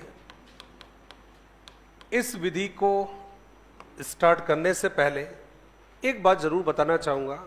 हमारे कई साथी क्लास में बैठे हैं, कई बार पूछते हैं, अलग अलग जगह पर पूछ लेते हैं, बाहर मिल जाते हैं, कई बार रास्ते पर भी मिलते हैं, कभी फ्री के मूड में भी मिल जाते हैं, खाली होते हो आप लोग भी। एक ही बात पूछते हो, सर पढ़ाई कैसे करें, नौकरी कैसे लगे, कम समय में अच्छा कैसे पढ़े। तो मैं एक बात ज़रूर कहना चाहता हूँ आप सभी से। कहते हैं कि साहब जब आप पढ़ाई करते हो, क्योंकि काम मिला है पढ़ाई करने का, तो इस पढ़ाई को करते समय आपकी सोच कैसी रहती है ये बहुत निर्णायक साबित होती है। मैंने एक घटना पढ़ी थी कहीं पर, और उस घटना में ये था कि भाई कोई एक राज्य था, और उस राज्य का एक नियम था कि वहाँ का जो राजा होता था वो स्थायी नहीं होता था। हर 5 साल के बाद में वहाँ का जो राजा था वो बदल जाता था। किसी भी व्यक्ति को राजा बना दिया, 5 साल के लिए बना दिया, उसको हटा दिया, फिर 5 साल के लिए राजा बनाया, फिर उसको हटा दिया। लेकिन उस जगह का नियम बड़ा गंदा था कि जिस व्यक्ति को राजा बनाया, उस व्यक्ति को राजा बनने के बाद में जब 5 साल पूरे होते तो उसको पास वाले जंगल में छोड़ दिया जाता। जंगल बड़ा डरावना था, घना जंगल था, बड़े पशु पंक्षी रहते थे, और जिस व्यक्ति को छोड़ के आते उस व्यक्ति को जंगली जानवर खा जाते। लेकिन जिस भी व्यक्ति को राजा बनाते वो राजा बनते ही सारी बात भूल जाता था कि 5 साल के बाद में मेरे साथ क्या होने वाला है। कहते कि 4, 4.5, 5 साल तक वो बड़ा मजे में रहकर राज्य करता, लेकिन जब उसका अंतिम समय आता बाहर छोड़ने का, तब वो रोता चिल्लाता, परेशान होता, लेकिन कुछ होता नहीं। कहते कि एक दिन एक व्यक्ति को राजा बनाया, मैं कंप्लीटली कहूँगा मेरे जैसा था, क्योंकि अब मैं नौकरी नहीं कर रहा इसलिए, मुझे नहीं करनी इसलिए, आपको इसलिए नहीं दूंगा क्योंकि मैं आपका जैसा कह दूंगा तो फिर आप पढ़ाई ज़्यादा नहीं करोगे, इसलिए तो मैं चाहता हूँ मेरे जैसा था। मुझे राजा बनाया, अब राजा बनाने के बाद में मुझे तो हर दिन एक ही बात याद आती थी कि राजा तो बना दिया, लेकिन अपना टिकट कटने वाला है कितने साल के बाद में, 5 साल के बाद में, उस जंगल में छोड़ने वाले हैं। अब साहब हुआ क्या कि मैं जब भी मुझे टाइम मिलता मैं पास वाले जंगल में जाता और वहां के जंगल के जो पेड़ पौधे थे उनको धीरे धीरे काटना स्टार्ट करवा दिया। कहते कि रोज 2-5-10 पेड़ कटवाता, रोज 2-5-10 पेड़ कटवाता। अब जैसे जैसे जगह होती गई तो वहां पर छोटी छोटी बस्तियां बसाना स्टार्ट कर दिया। आज एक घर बनवा दिया, कल दूसरा घर बनवा दिया। राजा था ना भाई, करवा सकता है इस काम को। जब राजा टॉयलेट बनवा सकता है, मालूम है ना आप लोगों को, जब राजा जो है वो और कई सारी चीजें बनवा सकता है तो राजा देखो घर भी बनवा सकता है, आपको मालूम है इस बात का। तो मैं रोज वहां पर एक दो घर बसवाना स्टार्ट कर दिया, लोगों को वहां पर रहना स्टार्ट कर दिया, धीरे धीरे सुविधाएं देना स्टार्ट कर दिया। कच्ची पक्की सड़कें बनवा दी, छोटी मोटी पानी की व्यवस्था करवा दिया, छोटे छोटे डॉक्टर अस्पताल इस तरह की व्यवस्था करवा दी। अब कहते हैं कि साहब इस काम में कब वो 5 साल निकल गए मालूम ही नहीं चला। अब नियम तो पक्का था, 5 साल होते ही टिकट काटना था।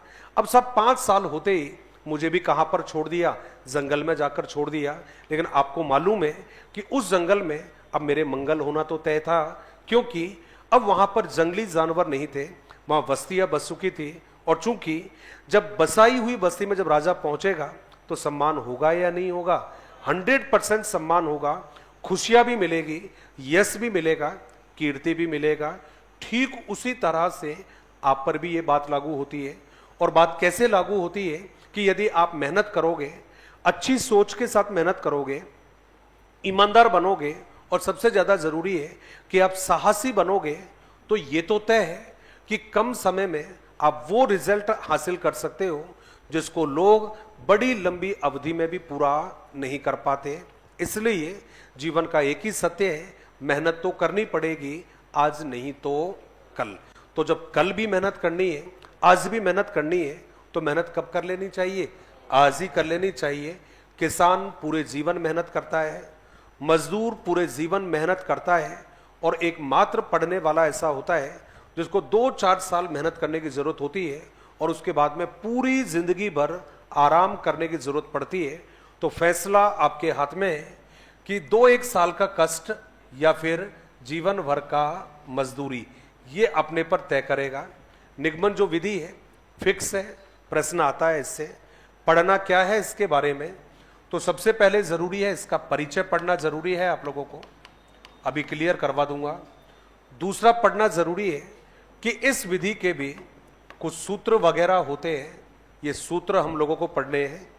इस सूत्र को पढ़ने के बाद में कहते हैं कि भाई यही वो विधि होती है जिसके अपने प्रकार भी होते हैं। तो ये प्रकार भी हम लोगों को पढ़ने हैं कि इसके प्रकार कितने होते हैं। प्रकार पढ़ने के बाद में आपने कहा कि इसके गुण भी होते हैं और गुण के अलावा अवगुण भी होते हैं, दोष भी होते हैं। ये इस विधि का पैटर्न है जो आप लोगों को पढ़ना है। यहां से आज तक जो प्रश्न है, ये वाला जो प्रश्न है प्रकार वाला, ये आपके 3rd ग्रेड में भी आया हुआ है, ये आपका रीट में भी आया हुआ है। बड़ा कमाल का प्रश्न है ये, अभी आपके सामने आएगा। तो प्रकार वाला प्रश्न इंपॉर्टेंट है, सूत्र हमेशा की तरह इंपॉर्टेंट है, क्योंकि कोई भी एक सूत्र आपको दे देगा और आपसे पूछेगा कि ये जो सूत्र है ये कौन सी विधि का है, या डायरेक्टली पूछ लेगा निम्न में से कौन सा निगमन विधि का सूत्र नहीं है। अब कहते हैं कि साहब पढ़ेंगे कैसे इस विधि को।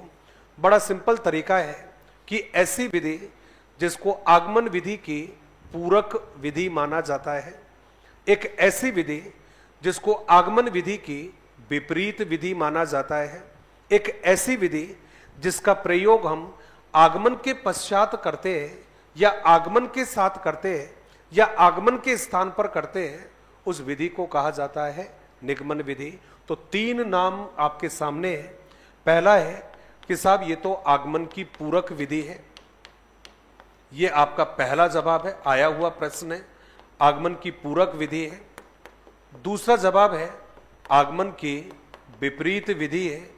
और तीसरा जवाब है कि साहब या तो कह सकते हो कि आगमन के पश्चात यूज होता है इस विधि का, ऐसा आप कह सकते हो।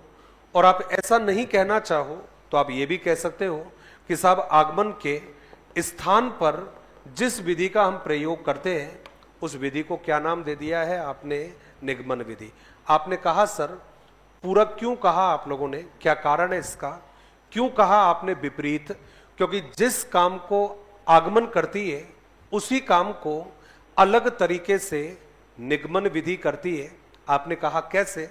कहते साहब जो आगमन विधि है वो कहती है कि टीचर सबसे पहले उदाहरण रखता है और उदाहरण रखने के बाद में बच्चा नियमों की खोज करता है।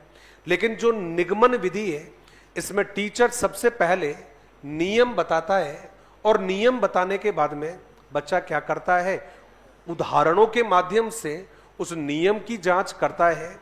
इसलिए इस विधि को आगमन विधि की विपरीत विधि मानी जाती है। पूरक क्यों कहा गया है?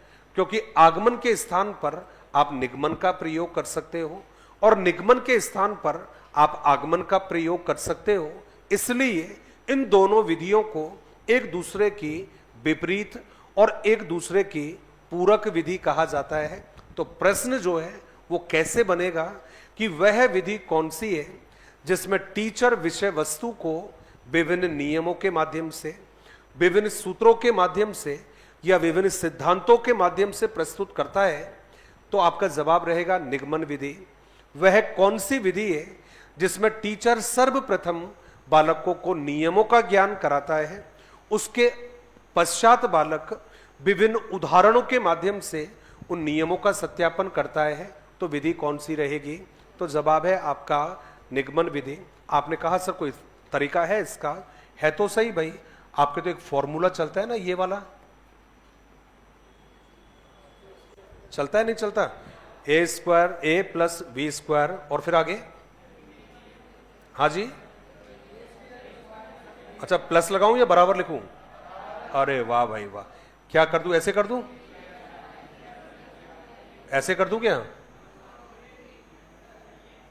ऐसे ही करूं क्या? अरे वाह, वेरी गुड। तो ये क्या है दरअसल में? ये क्या बताया आप लोगों ने? ये नियम बताया है बच्चों को। पहले नियम बताया आप लोगों ने। आप क्लास में टीचर को पढ़ा रहे हो या टीचर आपको पढ़ा रहा है, बात एक ही है। और आपने क्या जवाब दिया कि भाई हमें साधारण ब्याज निकालना है और ब्याज निकालने के लिए आपने बच्चों को बताया कि देखो भाई मूलधन पता होना चाहिए, फिर क्या जरूरी है? दर मालूम होना चाहिए, समय भी मालूम होना चाहिए और उसके बाद में क्या कर देना चाहिए? ये कर देना चाहिए। अब आप मुझे बताइए, ये सूत्र आपने बच्चों को बताया और सूत्र बताने के बाद में अब भले ही आप चाहे बच्चों को उदाहरण दे दो और चाहे उदाहरण नहीं देना चाहो, तो उदाहरण बच्चा किताब से खोज लेगा और क्या कहेगा? कहता है साहब 5,000 रुपए आपने कहा, ये आपने कहा है का 2% की दर से, और क्या दे दिया? चलो 2 ही वर्ष काफी है, 2 वर्ष का जो साधारण ब्याज है उस साधारण ब्याज को ज्ञात करिए।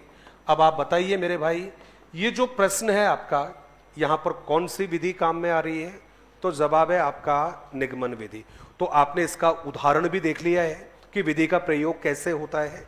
पहला जवाब है वह विधि जिसमें टीचर सबसे पहले बच्चों को उदाहरण या नियम या सिद्धांत या सूत्र बताता है और बालक उदाहरणों के माध्यम से उन नियमों का सत्यापन करता है। उस विधि को कहा जाता है निगमन विधि। दूसरा जवाब है ये सब चीजें इसके बारे में महत्वपूर्ण है। तो पहले हेडिंग बनाइएगा निगमन विधि, उसके बाद में लिखिएगा निगमन का परिचय।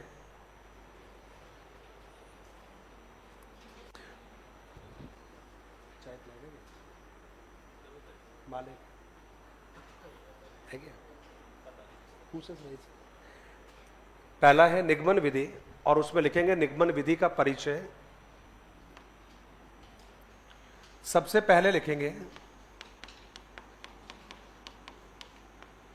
निगमन विधि। पहला जवाब है निगमन विधि में शिक्षक सर्वप्रथम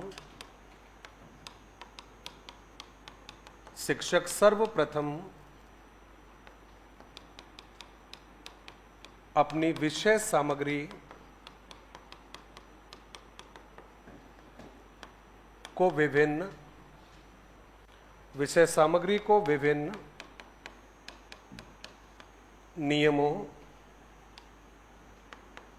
नियमों, सिद्धांतों, सूत्रों, नियमों, सिद्धांतों, सूत्रों के माध्यम से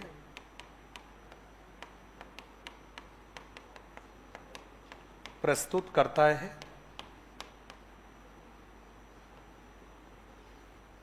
सूत्रों को या सूत्रों के माध्यम से प्रस्तुत करता है।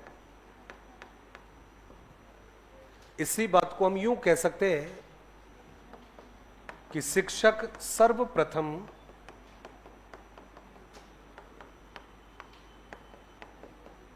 नियमों का ज्ञान बालकों को कराता है। नियमों का ज्ञान बालकों को कराता है। तत्पश्चात बालक विभिन्न उदाहरणों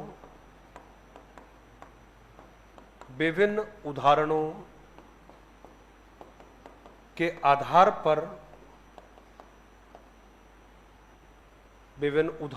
आधार पर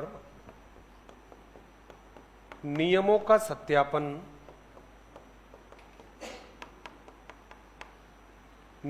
सत्यापन करता है।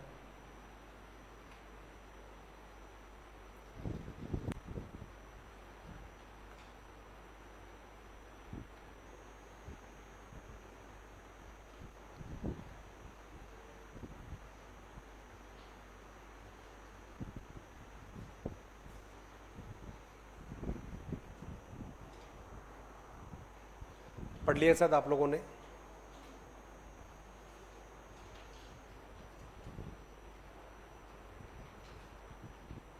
पढ़ा, चले आगे।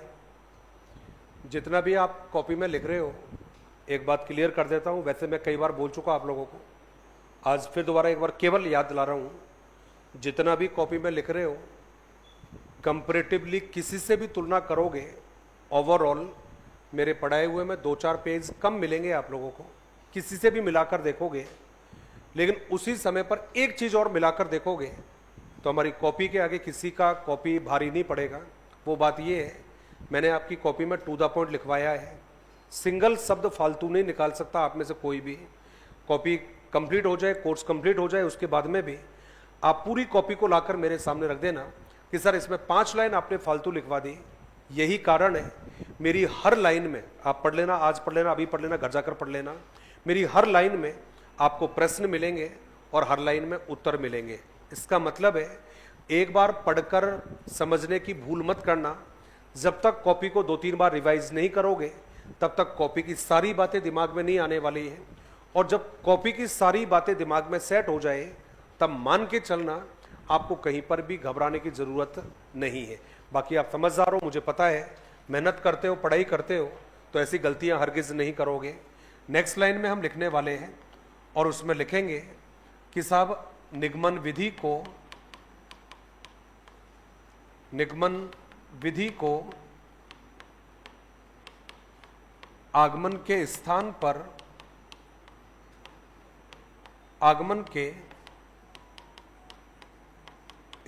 पर प्रयुक्त करते हैं तथा इसकी प्रक्रिया भी आगमन से भिन्न होती है।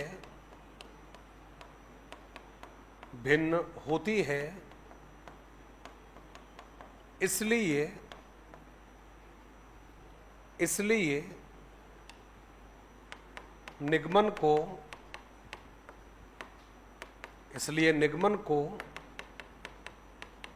आगमन की विपरीत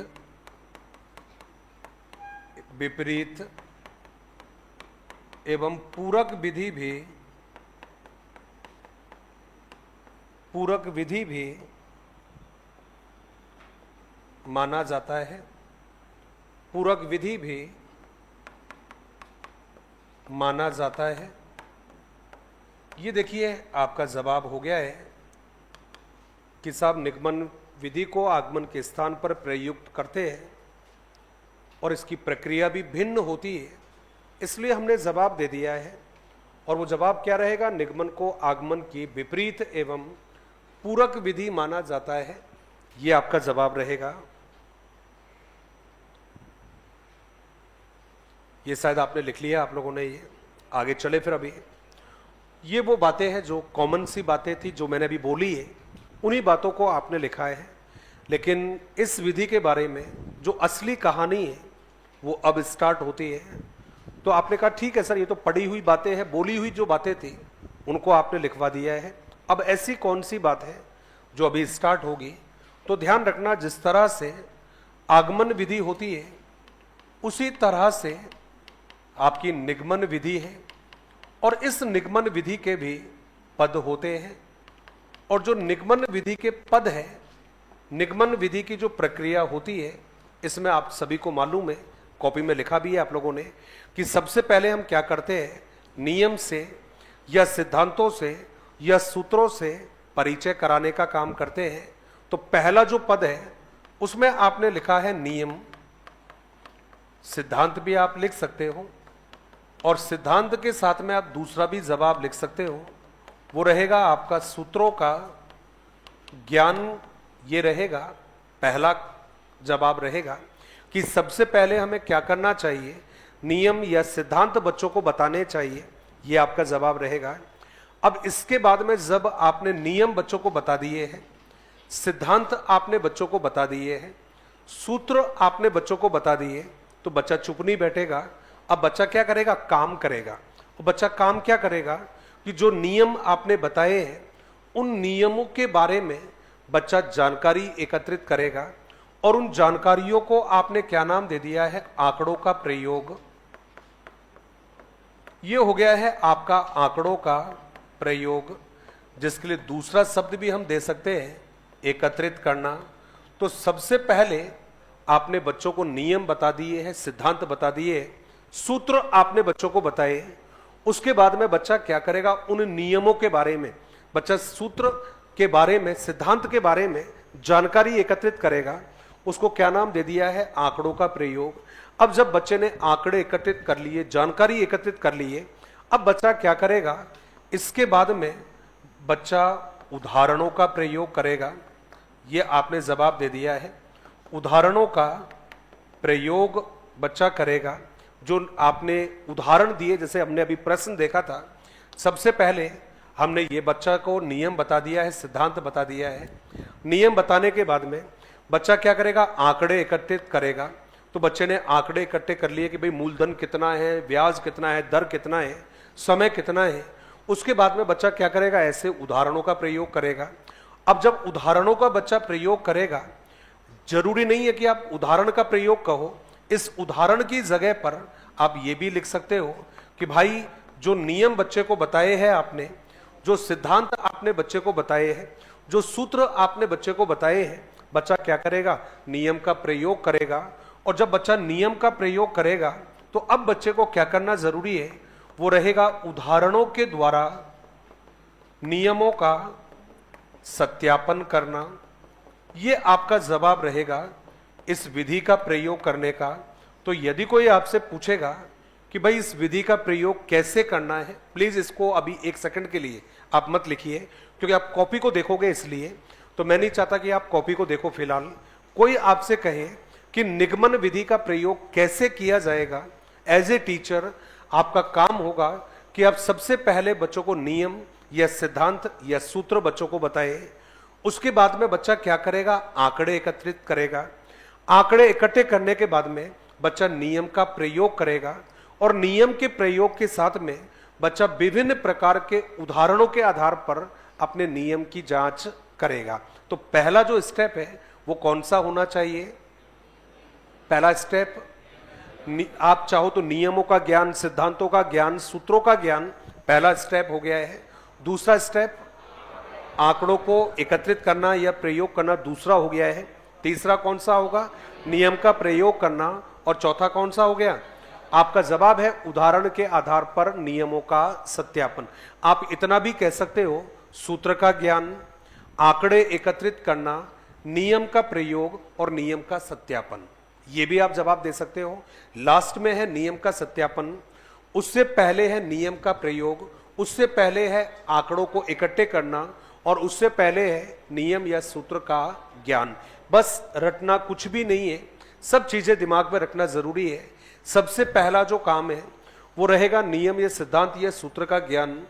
उसके बाद में रहेगा जानकारी, कहिएगा मेरी तरफ से तो जानकारी एकत्रित करना। उसके बाद में रहेगा नियम का प्रयोग करना और लास्ट में रहेगा नियम की जांच करना या नियम का सत्यापन करना।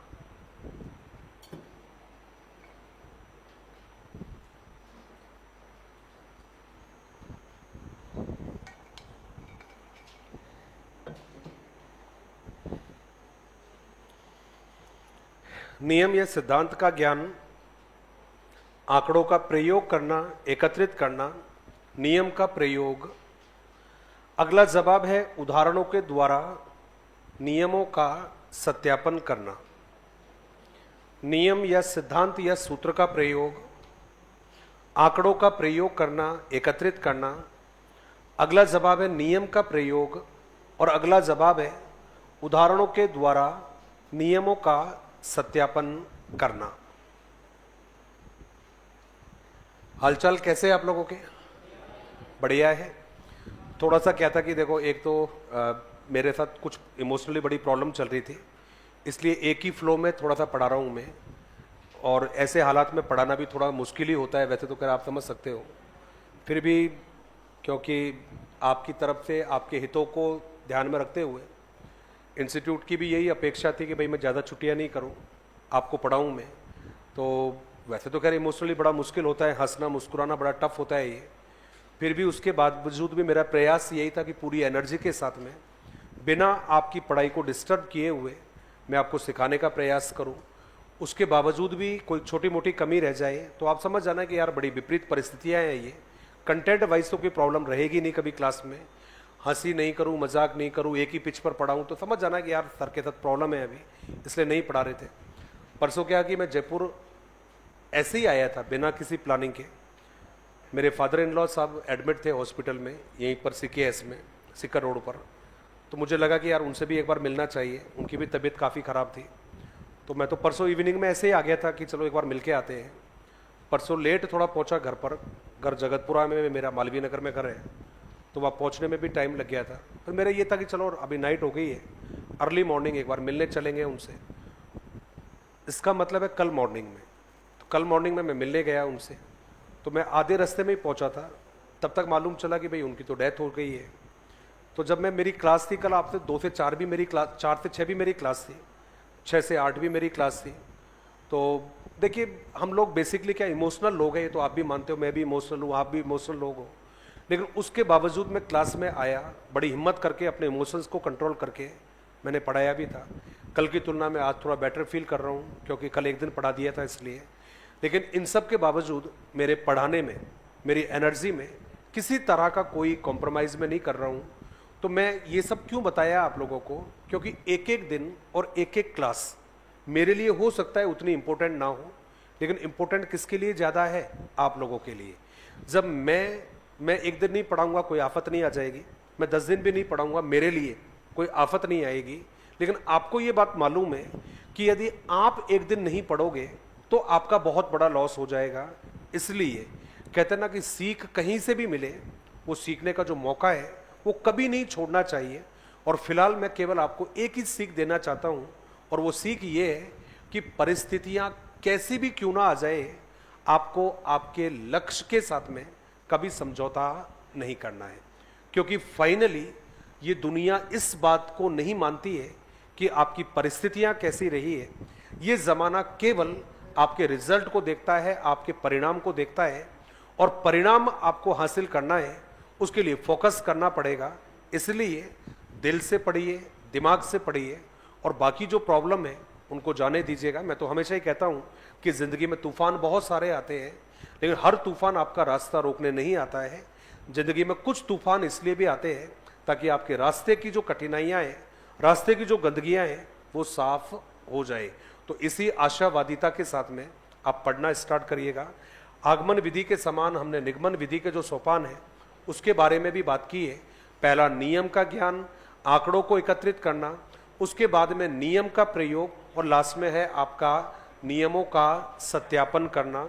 अब कहते हैं साहब ये जो विधि है आपकी, जिसको आपने निगमन कहा है, इस निगमन विधि के भी सूत्र होते हैं, और जब इस विधि के सूत्रों के बारे में आप बात करोगे तो यदि आगमन आपके दिमाग में है तो ये कहीं पर भी याद करने की जरूरत नहीं है।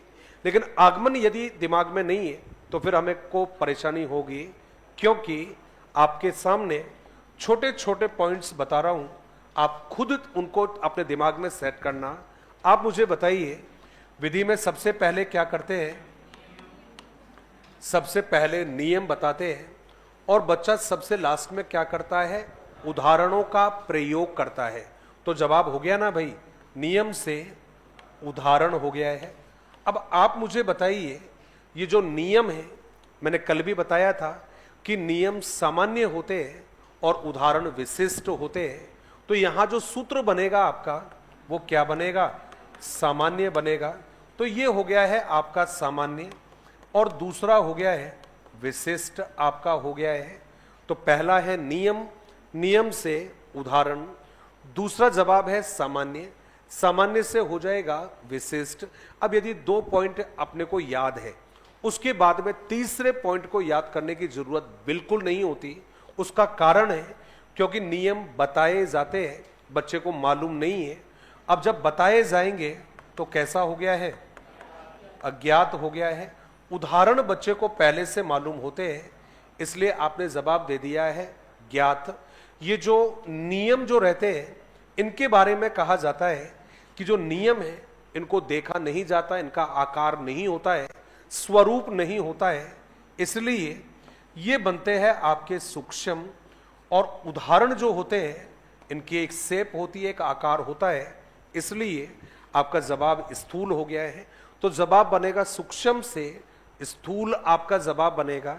चूंकि जो नियम है इनको देखा नहीं जा सकता है, इसलिए ये जवाब हो गया है आपका अमूर्त, और अमूर्त से किस तरफ हो जाएगा?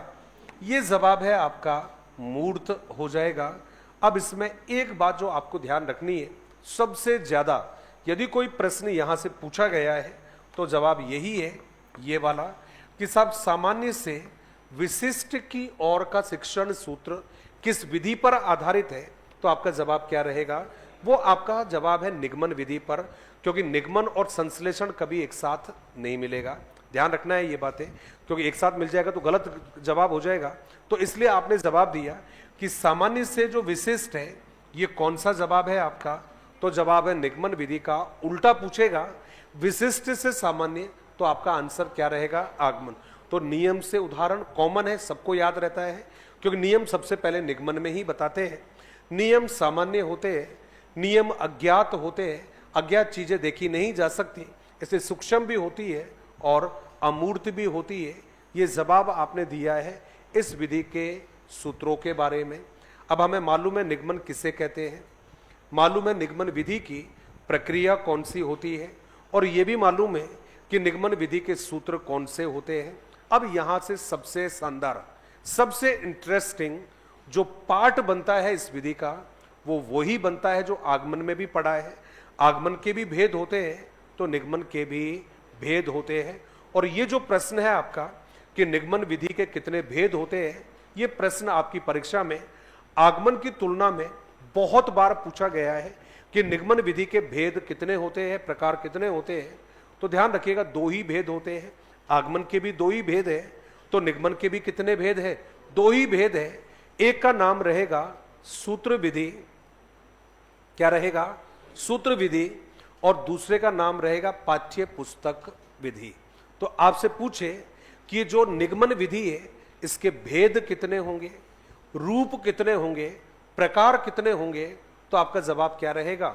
2। पहले का नाम जो रहेगा वो रहेगा सूत्र विधि और दूसरे का नाम रहेगा पाठ्य पुस्तक विधि। इसका मतलब है कि साहब निगमन के भी भेद है, और निगमन के जो भेद है, निगमन के जो प्रकार है, इनको आप लोगों ने 2 भागों में बांट दिया है। 2 भाग कौन कौन से हैं? एक को कह दिया है सबसे पहले, और वो रहेगा आपका सूत्र विधि। पेपर यदि देखे होंगे तो 100% आपको मालूम होगा, सूत्र विधि वाला प्रश्न आपकी परीक्षाओं में कई दफा पूछा गया है। पाठ्य पुस्तक विधि, ये 2 विधियां हैं, दोनों महत्वपूर्ण हैं। पहली विधि का नाम है पाठ्य पुस्तक विधि और दूसरी जो विधि है इसका नाम दिया है सूत्र विधि। सूत्र विधि इंपॉर्टेंट है, तो यहां पर जो बातें बनेगी मैं आपको यहीं पर क्लियर करवाता हुआ चलता हूं। सबसे पहला बात है जो प्रश्न भी पूछा गया है वो यही है कि जो सूत्र विधि है, ये तो हिंदी में भी पढ़ लिए होंगे आप लोगों ने, क्या जरूरी है इनको पढ़ना? व्याकरण में यूज होते हैं ये। कहां यूज होते हैं ये? व्याकरण में यूज होते हैं ये। इंग्लिश में भी काम आता है ये। और जो आपके लिए नहीं कह रहा हूं, जो रीट देते हैं उनके लिए रीट में भी आता है, संस्कृत में भी आता है ये। आपने तो संस्कृत लैंग्वेज होती नहीं है, आपने तो 2 ही लैंग्वेज होती है, हिंदी और इंग्लिश, तो दोनों में बनता है ये। कहते हैं साहब सूत्र जो विधि है इसमें पहला जवाब है और वो रहेगा सूत्र विधि संस्कृत भाषा की देन है। संस्कृत भाषा की देन है। अब आप कहोगे सर क्यों है ये संस्कृत भाषा की देन? तो 2 जवाब इसके पीछे है। जवाब नंबर पहला, आपको मालूम है प्राचीन जो साहित्य है वो संस्कृत भाषा में लिखा गया है, ये आप सभी को मालूम है। और संस्कृत भाषा में जितना भी साहित्य लिखा गया है वो कौन सी शैली में लिखा गया है? सूत्र शैली में लिखा गया है। सूत्र का मतलब है श्लोकों के माध्यम से। किसके माध्यम से? श्लोकों के माध्यम से। इसलिए पहला जवाब है सूत्र विधि संस्कृत भाषा की देन है। प्रश्न एग्जाम में आया हुआ है ये कि सूत्र विधि किस भाषा की देन है, तो आपका जवाब रहेगा ये संस्कृत भाषा की देन मानी जाती है। हमारा दूसरा जवाब है और उसमें रहेगा कि साहब यह नियमों के ज्ञान के लिए या नियमों के ज्ञान की प्राचीन विधि है। आपको तो अच्छे से ध्यान है, जब हमारे यहां आश्रम पद्धतियां चलती थी तो आश्रम में भी गुरुजी अपने बच्चों को जो नियम सिखाते थे वहां कौन सा काम में लेते थे? सूत्र। बच्चों को सूत्र दे रहे हैं, बच्चे को सूत्र बता दिया, बच्चा उसको बार बार में याद कर रहा है, तो तीसरा जवाब रहेगा कि साहब इस विधि में शिक्षक बालकों को अब एक ही नाम लिखा है, मैंने तो सूत्र लिखा है, आप चाहो तो नियम भी लिख सकते हो, बात एक ही है। मैंने तो केवल लिखा है कि बालकों को सूत्रों का ज्ञान कराता है। सूत्रों का ज्ञान कराता है जिनको बालक स्मरण करता है, जिनको बालक स्मरण करता है। इसमें पहले जो 2 है ये बड़े इंपॉर्टेंट है। खैर पहली लाइन तो जबरदस्त प्रश्न आया हुआ है ये कि सूत्र विधि किस भाषा की देन है, तो आपका जवाब है भाई ये संस्कृत भाषा की देन है। ये तो कई बार पूछा गया है आपसे। और दूसरा जवाब है कि ये नियमों के ज्ञान कराने की प्राचीन विधि है, ये आपका जवाब है। तो एक तरफ तो हमने लिखा है वो है आपकी सूत्र विधि। अब कहते हैं कि सब पाठ्य पुस्तक विधि क्या है, तो आपको लिए दोबारा याद करा रहा हूं। पहले हमारे यहां पर हालचाल कैसे है भाई? ऐसे देख रहे हैं, ऐसे देख रहे हैं जैसे जबरदस्ती पीट पीट कर बिठा रखा हो, है ना? हालचाल सबके ठीक है ना भाई? तबीयत वगैरह ठीक है सभी की? चलिए, समझ में आ रहा है नहीं आ रहा है? जबरदस्ती कह रहे हो, कम आवाज आ रही है, इसका मतलब मामला गड़बड़ है फिर, पक्का ना यार, ऐसा मत कहना भाई। देखो मैं मेरे प्रयास में कभी भी कोई कसर नहीं छोड़ता हूँ। मेरे सब्जेक्ट क्या है कि ये थोड़ा सा ऐसा है कि मेरा कितना भी मन करे तभी मैं राजा रानी की बातें नहीं सुना सकता, क्योंकि जो है वही है। जबरदस्ती इसमें स्टोरी भी नहीं डाल सकता, जबरदस्ती शेरो शायरी भी नहीं कर सकता, क्योंकि तुकबंदी हो तो वो भी काम करके दिखा दूं। दूर दूर तक, किलोमीटर किलोमीटर तक कोई वास्ता ही नहीं है इनके साथ में। मनोविज्ञान पढ़ाता तो भी आपको मालूम है कहीं ना कहीं इरोज की बात कर देता, थेनोटस की बात कर देता, ऑडिपस की बात कर देता, इलेक्ट्रा की बात कर देता, कहानियां सुना देता इन पर। लेकिन मेरे भाई इन पर तो कोई बात ही नहीं बनती है। इसलिए मुझे कई बार पढ़ाते पढ़ाते मुझे भी लगता है यार कितना बोरियत सब्जेक्ट पढ़ाता हूं मैं। कई बार मन करता है कि छोड़ दूं इसको। हाँ जी, नहीं अब तो खैर पढ़ाई तो वैसे भी छूटने वाली है यार, अब मुश्किल हो गया पढ़ाना। अब तो ये है कि जब भी विदाई हो जाए तब सही है, पढ़ाएंगे तो सही। खैर ये तो खैर जायज़ बात है ये, क्योंकि आज भी इस सब्जेक्ट में बहुत बड़ा वैक्यूम है, आपको भी पता है ये। शिक्षण विधियाँ जो पढ़ाई जाती है, मैं तो खैर मजबूरी में पढ़ाता हूँ उनको, क्योंकि मेरा जो इंटरेस्ट है वो बहुत कम है इनमें। मेहनत इसलिए करता हूँ इनको पढ़ाने के लिए, क्योंकि आपको खुद अच्छे से मालूम है राजस्थान में आज भी इस सब्जेक्ट को पढ़ाने वाले जो टीचर हैं उनकी संख्या थोड़ी सी कम है। बाकी सब्जेक्ट में आप देखोगे तो 10-10 टीचर, 20-20 टीचर आपको मिल जाएंगे। यहाँ पर एक वैक्यूम बना हुआ है, कम टीचर है, कम पढ़ाना चाहते हैं। मैं ये नहीं कह रहा हूँ योग्य लोग कम है, ये नहीं कह रहा हूँ, पढ़ाना कम चाहते हैं। मैथ हर कोई पढ़ा देगा, इंग्लिश कोई पढ़ा देगा, आर्ट एंड कल्चर हर कोई पढ़ा देगा, मनोविज्ञान हर कोई पढ़ाना चाहेगा। लेकिन हमारी इस वाली सब्जेक्ट के साथ में लोगों ने क्या बना रखी है, दूरियां बना रखी है। अच्छी किताबें भी नहीं मिलती है, अच्छे नोट्स भी नहीं मिलते हैं, अच्छे टीचर भी कम मिलते हैं। इसलिए फिर क्या करूं साहब, मजबूरी में पढ़ाना पड़ रहा है। लेकिन इस बात को भी जानता हूं कि हमारी तैयारी में, हमारी कामयाबी में बड़ा योगदान है इसका। ये बात फैक्ट है, ये बात उसका कारण है। क्योंकि मेरा यदि स्टार्टिंग वाली क्लास याद होगी आपको तो आज आपको पता होगा सेम टू सेम हिंदी में है, सेम टू सेम मैथ में है, सेम टू सेम विज्ञान में है और सेम टू सेम एसएस में है। इसका मतलब है 5 सब्जेक्टों में एक ही टॉपिक रिपीट हो रहा है। सिलेबस चेक कर लेना, मालूम चल जाएगा। मूल्यांकन 5 जगह पर लिखा हुआ है, निदान और उपचार 5 जगह पर लिखा हुआ है, सहायक सामग्री 5 जगह पर लिखी हुई है, शिक्षण विधियां 5 जगह पर लिखी हुई है और 5 में से 3 या 4 जगह पर लिखा हुआ है शिक्षण के उपागम। इसका मतलब है एक सब्जेक्ट की टीचिंग मेथड को अच्छे से पढ़ लो, आपकी सभी सब्जेक्टों के टीचिंग मेथड लगभग 80% कंप्लीट हो जाते हैं एक सब्जेक्ट को पढ़ने से, केवल एक सब्जेक्ट को पढ़ने से। इसका मतलब है मामला इंपॉर्टेंट है। पहले सूत्र इसलिए काम आते थे क्योंकि पहले हमारे पास लिखित सामग्री नहीं होती थी, सारा का सारा ज्ञान मौखिक रूप से ही दिया जाता था। गुरुजी ने अपने गुरुजी से ज्ञान प्राप्त किया, मौखिक रूप से सुनकर गुरुजी ने वही ज्ञान मौखिक रूप से अपने स्टूडेंट को दे दिया, स्टूडेंट ने सुनकर उसको ग्रहण किया और आगे मौखिक रूप से दे दिया। इसलिए प्रारंभ में केवल कौन सी विधि काम चलती थी, सूत्र विधि काम में चलती थी। लेकिन धीरे धीरे हमारे यहां पर प्रिंटिंग प्रेस आई, उससे पहले हम लोगों ने लिखना स्टार्ट किया और जब से हमने लिखना स्टार्ट कर दिया तब से किताबें हमारे सामने आ गई है, पांडुलिपियां हमारे सामने आ गई है, ग्रंथ हमारे सामने आ गए हैं। तो कहते कि पाठ्य पुस्तक विधि वह पुस्तक है जिसमें नियमों का उल्लेख होता है और बालक उन नियमों को किसके माध्यम से स्मरण करता है, तो जवाब है पाठ्य पुस्तकों के माध्यम से। तो इसमें टीचर की जरूरत नहीं पड़ती है, बच्चा खुद नियमों को याद कर लेता है। किसकी सहायता से, किताबों की माध्यम से या पुस्तकों के माध्यम से। तो इसमें हमने एक लाइन लिखी है और वो एक लाइन क्या रहेगी कि साहब इस विधि में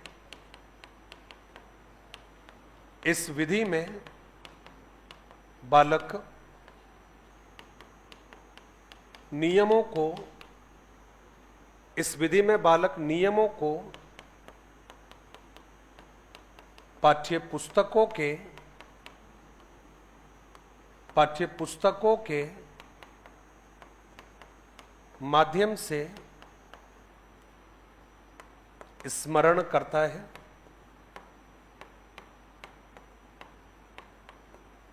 तो ये दोनों जवाब हो गए हैं आपके सामने। एक तरफ हो गया है सूत्र विधि, जिसमें टीचर बच्चों को नियम बताता है। दूसरी विधि है पाठ्य पुस्तक विधि, बालक नियमों को याद कर रहा है, किसके माध्यम से? किताबों के माध्यम से।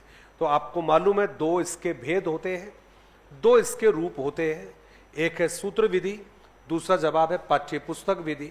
आपको मालूम है इसके सूत्र कौन से होते हैं, आपको यह भी मालूम है इस विधि को या इस विधि के प्रक्रिया कौन सी होती है, यह भी मालूम है कि इसका परिचय क्या कहता है। अब हमें याद करना पड़ेगा कि भाई इस विधि के गुण कौन से हैं और इस विधि के अवगुण कौन से हैं। मैं गुण अवगुण के बारे में बात करूंगा। आपने ये लिख लिया है या नहीं लिखा है? लिख लिया इसके बारे में? आगे चले, पुराने पेपरों को निकालना स्टार्ट कर देना, बेटर रहेगा। अभी कितना टाइम है आपके कोर्स को कंप्लीट होने में? 1 महीना हुआ है। अच्छा, 1 महीना रह गया है।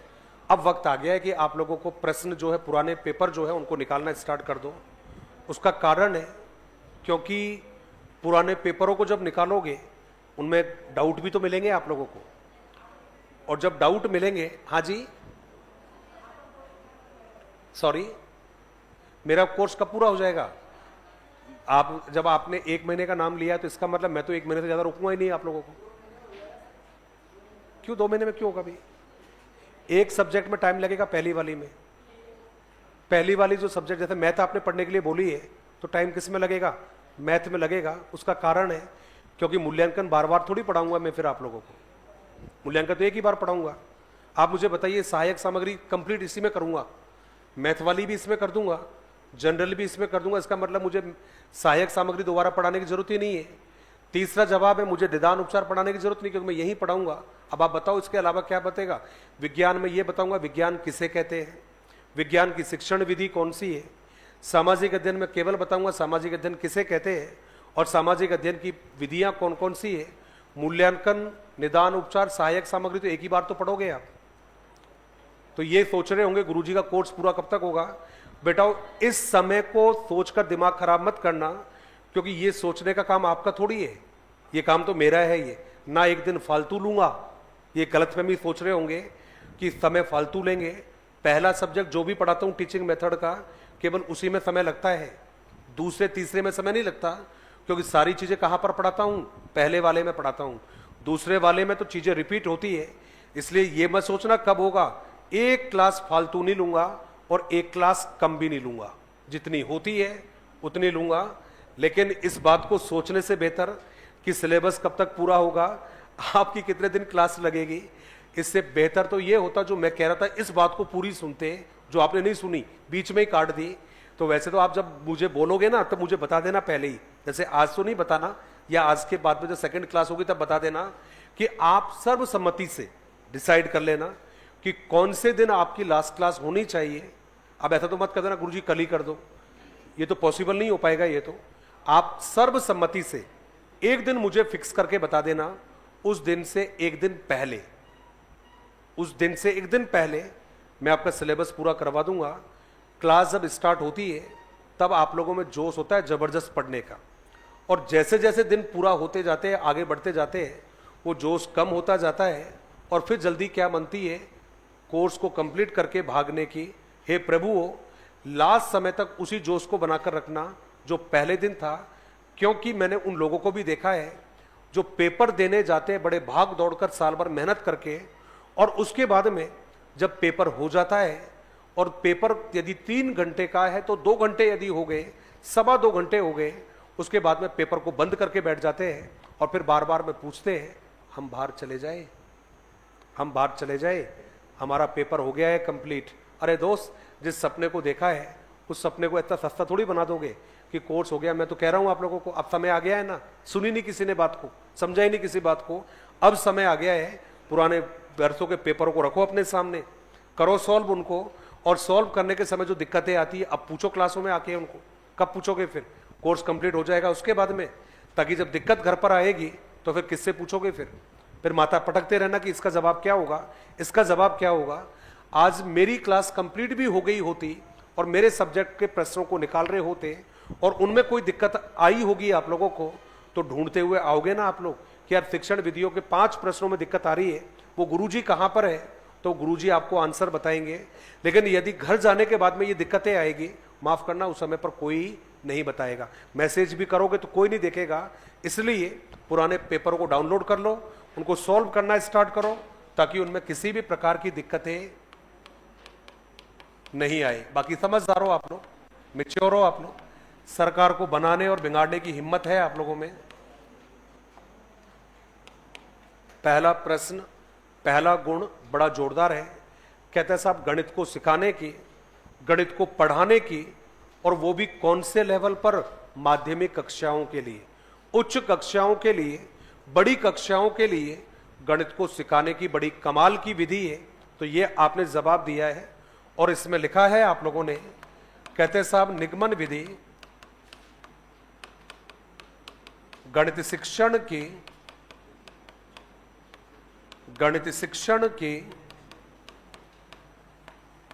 उच्च कक्षाओं के लिए